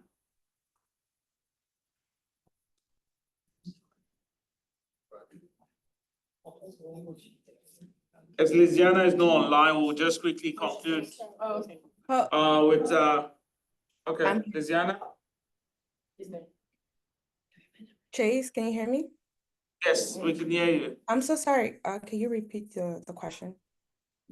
Like we're going more into the practical part of it. We have been able to do a lot with event from your sustainability work effort and with your plan now to host an event in Sierra Leone. What are the practical gains that you're looking at attracting, especially when it comes to funding? And what would you expect from people in the room and that are joining us online on how they can support your work right now? Well, thank you so much for that wonderful question. First and foremost, just in terms of how can we, in terms of like just expectations and how I can make the local conference of youth, even before I even talk about my expectations in terms of funding, I would just like to share that it's so important that, when we're putting up together, whether it's any initiatives, whether it's a conference or whether it's any interventions at the grassroots level, it's so important or critical to ensure that the work or the program that we're putting together, whether it's a conference, is actually tailored for that specific community. And that's something that's what ELCO is also about. The different ELCO in Ghana, ELCO in Nigeria, ELCO in Gambia, whether it's ELCO in ELCO USA, ELCO Australia, or ELCO in Mexico, our specific ELCO is tailored towards the young people in Sierra Leone and ensuring that the advocacy work, the policy recommendations that we're putting out for our ELCO is tailored towards what are the different challenges that are specifically that apply to young people in Sierra Leone, even just based off the different regions, whether we're talking about waste management, to land degradation, to any other topic. And as well as even in terms of like the power of collaborations, right? And that lack and those a lot of the challenges that young people face in terms of like collaborating with youth stakeholders or on youth initiatives. So I would say definitely something that we're looking for in Sierra Leone is just our ELCO is slated for October 14 through 15. And it's going to be it's going to cover different workshops, different panel discussions, and then the third day to activity day where we're looking to visit a mining site and to sort of like address some of the land degradation issues, because and also make and also have that sense of shared responsibility. How can we hold because we understand that mining companies are also a lot of the mining operations sorts of like exacerbates water pollution and land degradation. So how can we also, and how can we get some of those key stakeholders involved, because that's also part of the private sector. Again, going back again to cooperatives, right? Working with each of the stakeholders. And some of the challenges that we're facing is, okay, how can we get more stakeholders involved? How can we get more endorsements? How can we get more funding? Because again, we're bringing young people from different regions into Freetown. And how can we ensure that, you know, we have that support from all of the key stakeholders, whether it's government officials, whether it's from UN agencies, to ensure that we have a successful. Sorry, Lizanne, I would have to wrap you up and take you back on the last one. Our final question that ties everything together, and I'll go quickly to Ms. Phillips. You mentioned the importance of the carnival that's coming up in your state, and you spoke about the most important, about funding. If you're going to call anyone out here in this space, and especially for United Nations officials, local government stakeholders, even the presidency of different countries, what would be your major ask? If you were to make your major ask right now with the issue you've said around funding, and majorly about tourism around the carnival in your home country, what would be your major ask to heads of delegates who are attending the UN General Assembly, and how to be able to collaborate with you on the work that you're doing now? It has to do with communication. You see, when we start the conversation here, they give you the card, they say, yes, let's collaborate. And then when you're trying to get to them, it's long messages, you don't get a response, you send invites to them, and there's a whole lot of craziness happening. So it has to be a level of seriousness. It has to be, you really want to collaborate, because let me tell you this, even coming here, right now, Trinidad and Tobago, especially Tobago, the young people are excited, because when here in the African countries, we see the bad things about it.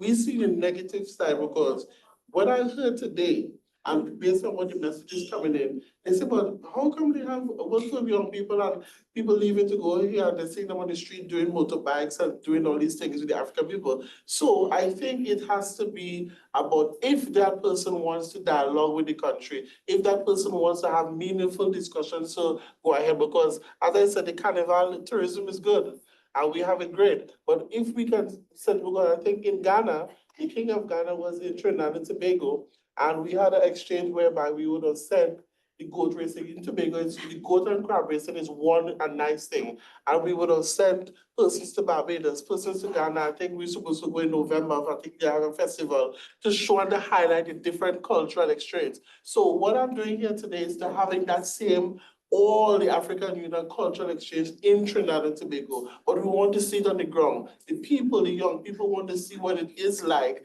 to, you know, seeing the culture, seeing the dress code, the different dances, because we're seeing all the African dances and now in Beyonce videos and all these videos, but you're not seeing where the dance come from. It started from the neck. So I think we need a serious collaboration, and we need policies that will build that collaboration, even without the governance, but on the NGO level, whereby we can actually take things seriously, because we want to send contingents to different African countries and we want you all to come to Trinidad and Tobago, but how do we do it when it's only mouth? You have people talking, and they're sitting and looking good, and then when they leave here, it's not that happening. So as of today, as Trinidad and Tobago, I just got from the Secretary of Tourism's assistant. They want you all to come to Trinidad and Tobago. They sent all the information just a while ago, the link for the Tobago Carnival and other things coming up. She just sent the link for me to send it to you because she saw your faces with the Carnival. So that's an invitation to every excellency, ambassador, youth person, but even beyond the Carnival, we want to have a dialogue with the youth initiatives. We want to have that conversation, and I'm hoping that all the smiles and all the talk, we can have action after this. Thank you. Thank you so much, our incredible panelists, for their thoughtful and inspiring contribution. We have explored some powerful examples and practical solutions that show how collaboration between youth and communities can create lasting social and economic change. To all our attendees, please take these lessons and insight back to your communities, and let's continue to work towards durable solutions that empower youth and uplift communities globally.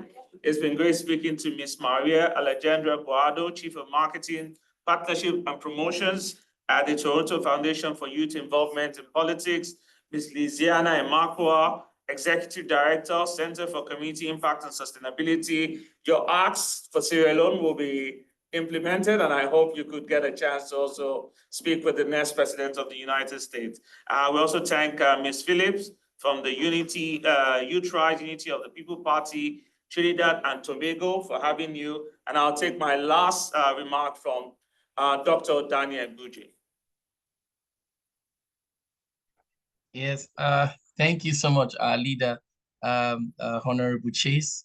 And thank you so much for all our elders. I want to say a special thank you to the IBTK Foundation, led by the CEO, Auntie Howard. She's been our mentor. And I also want to thank our auntie from Trinidad and Tobago, you know, for really identifying something very important. You see, Auntie Howard always tells us this, that the young people have that strength, but you see the wisdom, it has to go pari passu. And there's something that she has stated here that we all know, that the funding process to allowing us execute our wonderful ideas are not reaching those people that truly have that idea to expand it on a big level. Now, what we often need is to start the process on the grassroots, and then government can now take it from the grassroots and now expand in their budget. So all donations should come straight first to the NGOs, because we know that our governments have their own individual budget. Like she said, Trinidad and Tobago has a budget for young people. So when donations are coming, it should go straight to the NGOs so they can start small, because the instrumentation of government has the capacity to make it bigger. Now, no NGO can feed the entire of Trinidad and Tobago. They can only do a little on their corner. So those fundings for NGOs are limited. And that's why we should, like young people, we're recommending, and Lisiana is also part of it, that there should be a decentralization of the funding process as it comes directly from the UN. And that the UN should have NGOs shortly. And then UN should come out with a press conference, just like whenever there are wars, they come out and tell us, come out with a press conference. We have given Trinidad and Tobago 1.2 million from the World Bank IDA. Now, this 1.2 million from the World Bank IDA is specifically for this, for this, for this. These are the NGOs shorty that we will find out from to get this. Now, when this is not done, don't bother coming to the UN General Assembly to use the hollow chamber and be telling us everything is well, because these are some of the things that make young people think that UN is a toothless bulldog, whereas it's not so. For those of us that are in the UN, we know UN is doing a lot. They are limited in sovereignty rights. Whether our people understand that is a different ballgame. Theirs is to ensure that what has been agreed upon is what we should do. So I think we should just sit back, listen to what the Trinidad and Tobago lady is saying. All she's saying is that there should be a decentralization. So in our recommendation today, there should be a decentralization in the funding processes such that intervention or developmental partners funding goes straight to the NGO, because we know that many of our member nations and the heads of government have already statutory budgets that come from their own parliaments. So taking from our own donation only makes it little. That our donation is to help as a pilot test. That we're not saying that they should not come in, they'll come in, but theirs is to expand upon the seed of the funding that has already been provided for, because the instrumentation of government can. I want to thank everyone, and I truly believe that this is the right direction we need to do. Young people should be patient and listen. Our elderly ones may not be putting it well for us, but those of us in the diplomatic space, we understand that what she just said is textbook advocacy, decentralized. So we should put it in our communique today from this meeting, that we have agreed as people that in as much as our governments are instrumental stakeholders to the development of every nation and every region, we also understand that development must start from the grassroots. And since we have our non-governmental organizations who are more closer to the people, most of our fundings at the international level should go to them. And then we should compel our national governments to use their own budgetary to expand on the pilots and those simple tests so that more people will benefit from that. So if it requires us registering NGOs, especially for funding process, let us put the instrumentation. If it requires us electing NGO representatives into our UN budgeting stuff, so that whenever it's time for share the money, we say, no, our NGOs needs to be done. I think if we do that and recommend, we'll begin to see more pilot tests, and then government can now work on expanding pilot tests to bring it to the national level. Thank you so much for giving me the opportunity. I'm eternally grateful. This is wisdom personified. This is what it should be. This is the deliberations we should have. This is the intergenerational frame the Howard has been preaching. Thank you. Thank you, Chief. Thank you very much. I'd like to interject in that direction, ladies and gentlemen. Let me have your kind attention. So as we say the best for the last. It is my distinct honor as founder and director general of the Youth Association in Sierra Leone, on behalf of the IBTK Foundation, on behalf of the West Africa Women and Girls Empowerment Network, on behalf of the Desmond Pesima Foundation, to warmly thank you wholeheartedly for making it your responsibility to be here voluntarily to discuss the pertinent issues which we believe we shall put in a well-structured document and present to the Office of the UN Assistant Secretary General for Youth. And we also tell you with the respective governments and government agencies and representation that were here present. I want to express my gratitude to the First Lady, Her Excellency, the First Lady of Serbia, to have a cabinet minister to represent her and two other cabinet ministers who already left. I want to thank the government of Romania for them to be here up to this moment. I want to thank the government of Uganda, the Office of the Prime Minister and the Advisor's Office to the Youth Advisor Office to the President of Uganda for being here up to this hour. I want to thank our government, the government under the leadership of His Excellency retired Brigadier Dr. Julius Madabio, for us to have the dynamic advisor to the President of Youth Affairs, and not only that, the Second Secretary and the special youth, I call her special youth envoy because she represents us at the UN Security Council on Youth Affairs. Thank you very much, Madam Agnes Bio. She's not, you have to permit me on this one. She's not only serving as Second Secretary at the mission, Sierra Leone Permanent Mission, but she's also one of the most fortunate first daughters of the Republic of Sierra Leone. So I'm very, very fortunate to have her here to grace this very occasion. I want to thank my esteemed speakers. Virtually, Lisiana, thank you very much for the wealth of knowledge. Doctor, thank you very much for that wrap up, because that's one I cannot topple that one. But I want to thank everybody, every delegate, every participant here and online for making this event a success. I want to thank the Baha'i Community Center for being patient with us, because I know I've exceeded the time they gave to me. But thank you very much, ladies and gentlemen. Let's network and have a good one. All right. Thank you. Thank you, everybody. 45 minutes to network.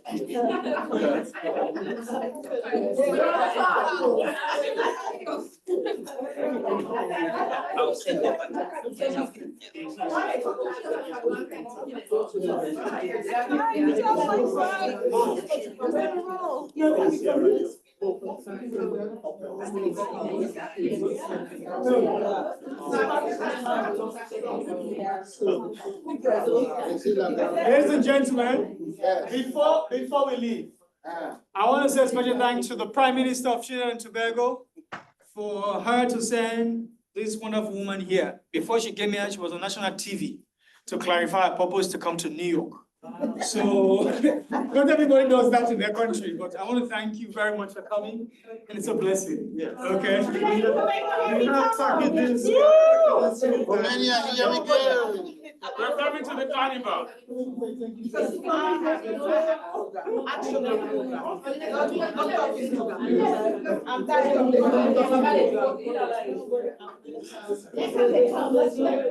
the party's over.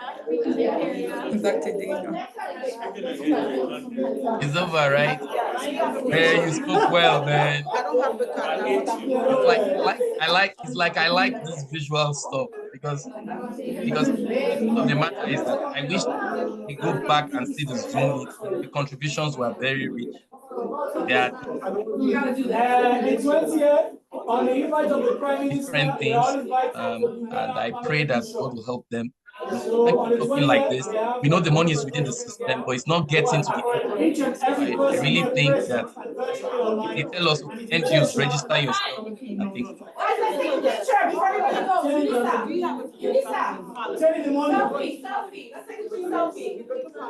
Come on, guys.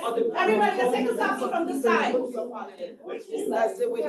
we take a picture from over here? Hi, everybody online. Let's take a selfie, everybody. Come on. Chop, chop. Selfie. Hello, Priscilla. Priscilla Gasti, how are you doing? Oh, hi. How are you doing? I'm doing pretty good. I thought it was a Awesome. great event. Yes, yes, yes. I hope. Are you going to come for the UNGA? Yeah. Well, I just got an email. When is that in the 21st? No, I'm sorry, the 24th.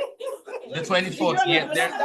There's one on the 20th to 21st. The one that has young people who will say something, then we all go to the 22nd to the 23rd. But yes, there's a 24th event afterward. So you're coming on the 24th, right? Okay, guys, we gotta be Well, fast. I'm gonna be for the action day for the 20th. I'm gonna be in the. There's gonna be an action event. An action day event, and it's gonna be at 6 o'clock. At 6 o'clock. So I'll send the flyer and the information via email, and it's through the Echoes of Civil Society that has been organized. Oh, ECOSOC. Okay, that's good.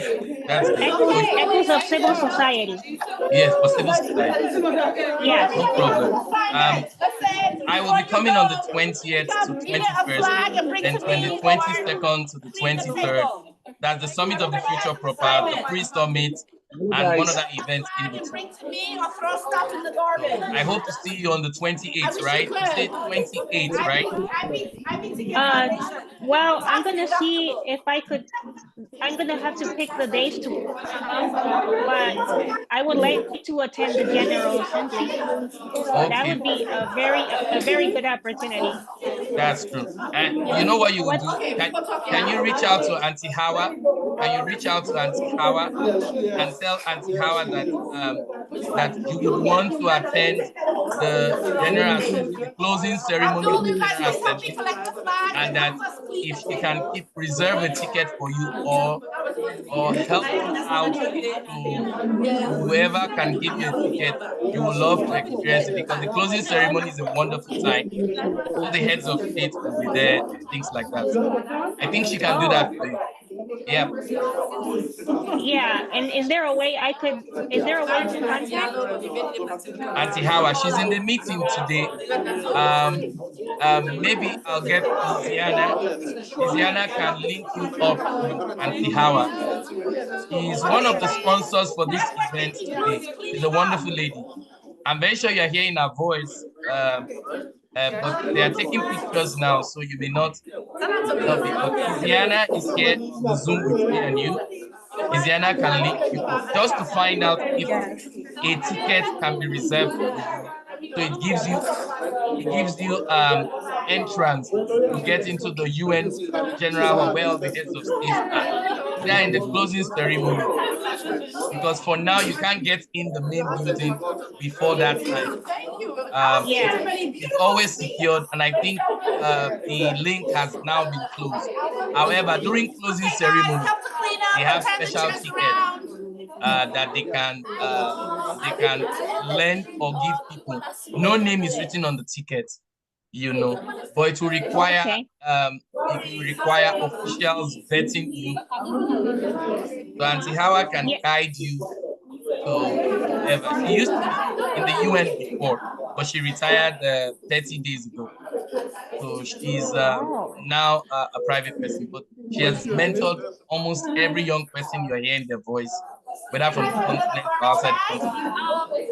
I'm a product of that tutelage, you know, and I remember she had preserved tickets for me many times. It's always wonderful. Even to attend the general debate. Yes. Go on, Lisiana. I say even to attend the general debate, she reserved tickets. You know, DGC just released an email, just like a couple minutes ago, saying that they will be giving out special tickets for those that want to watch the general So debate. can you help Priscilla? Can you help Priscilla so that at least I know they will reserve for her because of her special status. So we'll talk to Auntie Awa to see if she can secure DGC tickets. But I think they also said that it's mostly for those that have already the DGC badge, and then they'll give you an extra special ticket. But I'll talk to Auntie Awa to see if there's thank you so much another option. I'll do that, Priscilla. No worries. Okay, so Priscilla, just reach out to Lisiana. She will send you. I don't know how she will get her email to you and her phone number. If you have a pen, she can tell you her WhatsApp number or her phone number here in the US, so that you can reach out to her later to follow up. But I would advise that you get in contact with Auntie Hawa, the IBTK founding CEO. Get in contact with her. Then she can be able to reach out to her people, and they can secure at least the ticket. I know they usually give like 12 tickets, you know, to DGC, so they can keep at least one for you. Either way, just give us also your flyers, and we'll share, and they'll definitely come for your event. Yeah, it's gonna be on Friday. Is it okay if you could stay on for a few minutes, and then I could share the info in the chat? All right. Oh, that would be wonderful to a lot of us. Lisiana is one of our leaders. So whatever you say, as long as you reach Lisiana, I can assure you've reached more than 100. It's in person?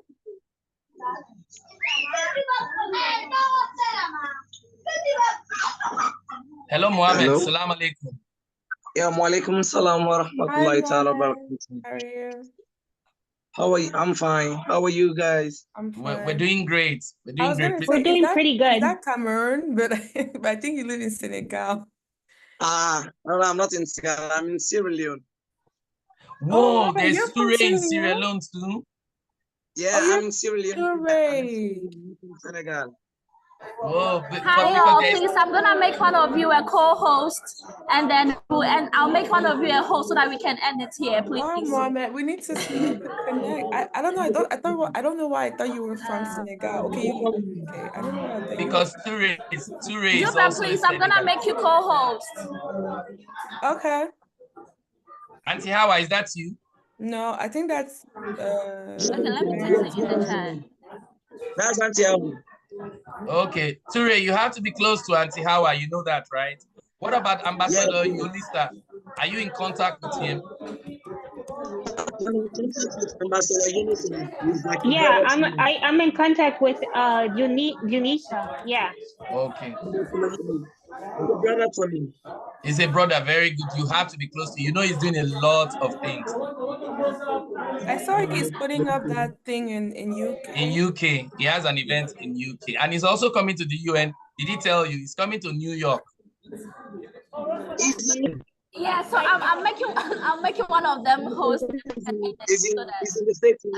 people online. You're continuing, eh? Yeah, they haven't even Auntie Hawa. Awesome, I love it. Auntie Hawa, did you see my pictures? Mr. Daniel, Dr. Daniel, when is the next one?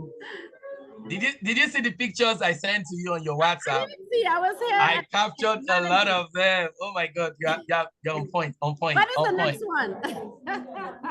So yes, Thank you so much. Thank you, Lucia. Thank you, everybody online. We were trying to see how Dr. Daniel and I were talking about how we can get Priscilla to attend the general debate. Is Lisiana still speaking? Okay, everybody. Lisa, you have come to bully me. You have come to bully me. And it's your house to have the discussion. What is your problem? You and I were. Ambassador Julissa, you did very well. Nice moderation. Congratulations, Junisa. You can still have the discussion. You can still have the discussion. Nice job, nice job. Please, we have to go. They're sacking us. Okay, no problem. No, you can still have the discussion. Okay. Yeah, okay. Yeah, Okay, please, see you before guys you in go, New York. please, before you go, tell Auntie Hawa, before you go. Yes, please, before you go, tell Auntie Hawa that Priscilla Gassi will reach out to her through Lisiana. She's one of the representatives for the special people. And she So was in she wants, Montpellier with us, in France with us. yes, she wants to see if she can secure a ticket for the closing ceremony. Okay, I'm just gonna say Priscilla reach out to her so that she can just call back and get the details. I'm sorry, I didn't hear. I got her Wonderful. number. Yes. Okay. Bye. Bye. Bye. Bye. Hello, Bye. Aaron. Thank you. I'll send the info. All right, Daniel, I have to go now. No problem. Lisiana, Aaron, how are you? fine. See you later. Aaron, your mic is off. Your mic. It's Sorry, yeah. Sorry, I Yes. muted my mic just now. So Oh, how are you doing? Yeah, I'm doing great. Like it's 4 a.m. in Hong Kong, but I'm just like sleep too late today. Whoa, Hong Kong. Oh my goodness. Are you coming for the UN General Assembly? Would you be? Yeah, I'm coming for I'm flying to New York in the 20th of September. Oh, that's good. Okay, so you will see us. Lisiana, I will be on ground, and then you see all the people that spoke today. Many of them will be on ground too. It'll be nice to, meet Yeah. and then see how we can all leverage and see how we can even bring you for our events afterwards. We have events we often host online and in person here in the US. It would be nice to have, view from our brothers, from across the Pacific Ocean, and Hong Kong, as you know, is a strategic developmental region. And we know that you guys have very cerebral young people who want to move forward, right? Progress, that's what you guys want. And you also want to be part of the international community. So it would be nice to have you as speakers, you share your views with other people, that this is what you think, this is what we think, this is how we can move forward. Yeah, That sure. way we help one another. Yeah, sure. Like I'm willing to participate or speak whatever events you guys have. Do you have email? I can contact you later or so that I can follow up with you guys because yeah. No problem. I'll drop my email in the chat. Lisiana is like our leader. She's like one of our big leaders. So once you have her, you have thousands of us or hundreds of us. I can also send mine, and then Call me. Yeah, sure. I definitely join. Ture, Dr. Junior, when are you arriving? I'm sending you my email and my WhatsApp. No problem, no problem. Send me your email and WhatsApp. I will reach you. There's a World Bank event that I want you to attend. Where? It's gonna be next year. So be planning Next year. that. At where? At Ghana? No, Washington DC, World Bank, Washington DC. Okay, Washington DC. No problem, no problem. Yes, I will tell Ambassador Yulisa because he says he's coming. All right. Junisa. Oh, no problem. Yulisa. No problem. Yulisa. Yeah, I'll be glad. I'll be probably glad to be there to reach the end. And then and also always get the contact of Lisiana so that when there are events too, because she also travels from time to time to the West African region, so you all can collaborate. So who? Lisiana. Lisiana. Then you send me your you send me your email. I'm here. I dropped my email in the chat. It's on the chat. Okay, Yeah. I will. Okay, I'm gonna. Your WhatsApp number is on the chat too. Yes, Okay, my let me put my WhatsApp number. WhatsApp. I just added it. Do you work on climate? On climate change? Yeah. Yeah. Okay. Any specific thematic area that you work on? No, I'm not working on specific matter. I work on the climate area during about environmental change and the human rights and creations. Okay. So what he's saying is that he's more of a mobilizer. He can coordinate, mobilize actions towards climate change. Oh, okay. Yeah, please reach out so we can talk about Elkoi. No problem. I'll be in Freetown next month, by God's grace. No problem. You reach out with me. If Ambassador Unisa is not here, I'm gonna take you right from. No problem. If you come around, I will be around Freetown. Wonderful. So, Irene, I don't have your number, but you have Lisiana's number. You have my own number. It's on the chat. Yeah, sure. Let me just combine as well. Yes. Let me just go on the chat. Oh, okay. Okay, Mia, I need to go now. Okay, no problem. Lauren Ododa, are you there? Miss Lauren? Lauren is on the line. Okay. Okay, bye, Lisiana. Bye. Bye. Bye, Luciana. Oh, she just left now. Lauren, where are you calling from?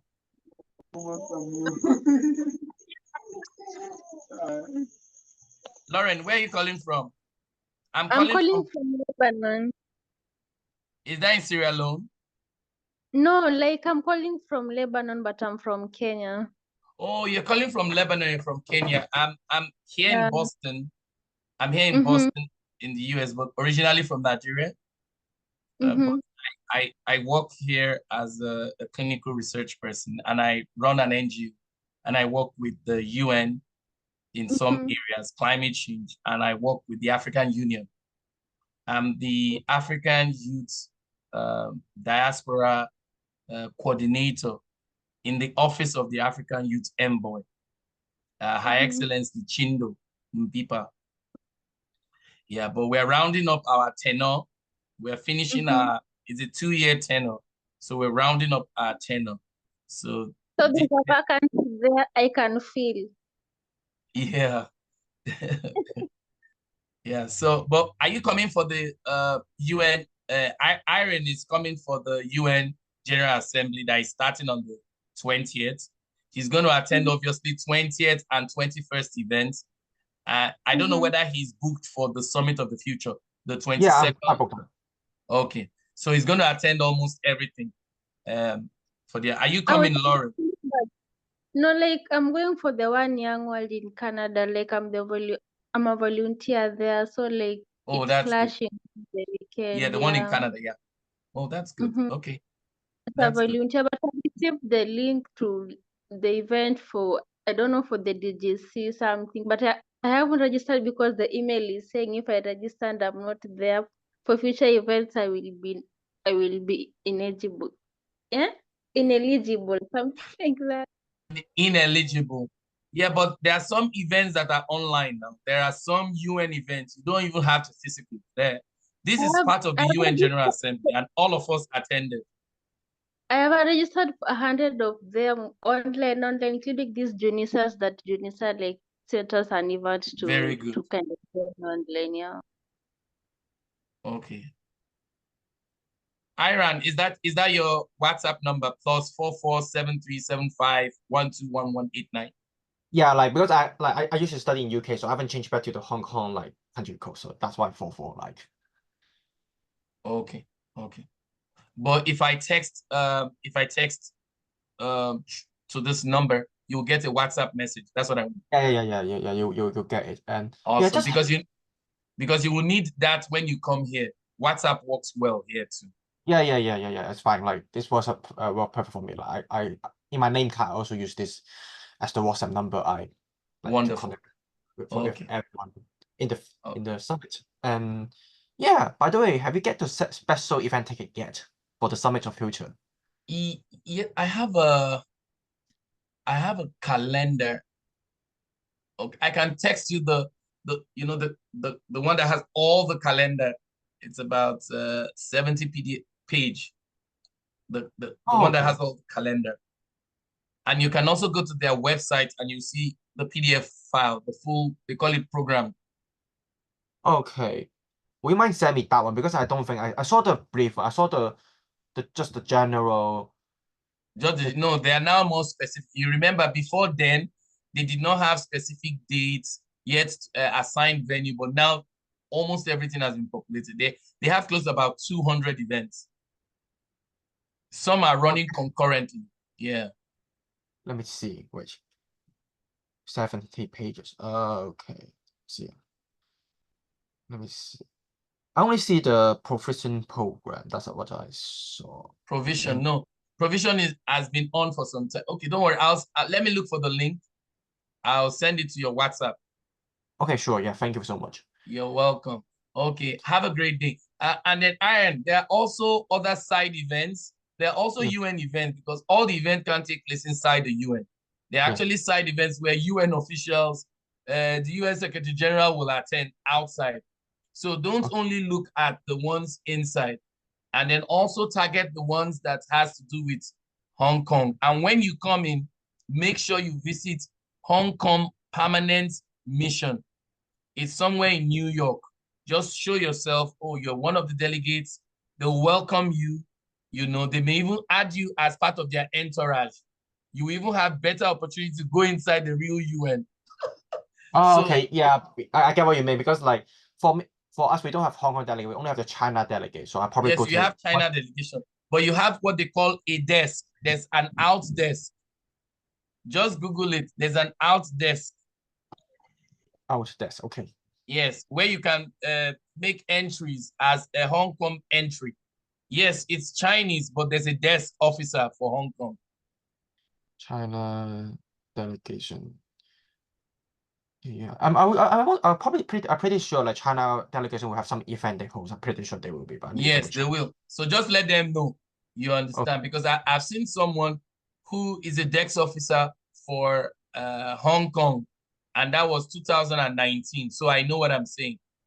You know, however, he goes with the Chinese delegation. But anytime they have events that has to do with Hong Kong, the Chinese people send him. Just like Trinidad and Tobago. You see Trinidad and Tobago, they have an event, they will invite everybody, right? Yeah. They may ask, Trinidad and Tobago may ask, we want Hong Kong to say something specific. Chinese will now route it to the Hong Kong desk officer who comes in and speaks on behalf of the territory. Oh, okay, I see. I get what it means. Like try to connect with them, like because like China delegation must have some event throughout the week. So yeah, like China has events throughout the week. China has events throughout this event. They have. But if, for instance, Nigeria needs a partnership with Hong Kong, Nigeria will write to China. China will give Nigeria a name of the person that will speak on the Hong Kong related collaboration, right? Okay. So that's how it works. Okay, sure. So like either way, just show up at your embassy. Just show up at your embassy. Let them know. Sometimes they can convert your ID card to theirs. They have the power to make you delegate, and you can stay for every of the events. Yeah, that's my friends told me. Like I'm so jealous. Like once you become the delegate of the delegation. Yes, once you become the delegate, that's the end. That's the end. Like you can go to anywhere. Like you can sit anywhere. in the assembly. You can even take a picture with the president. You can go to the UN Secretary General and all those things because you have a special delegate tag, and it will have red on it. Let me hold on. Let me show you what I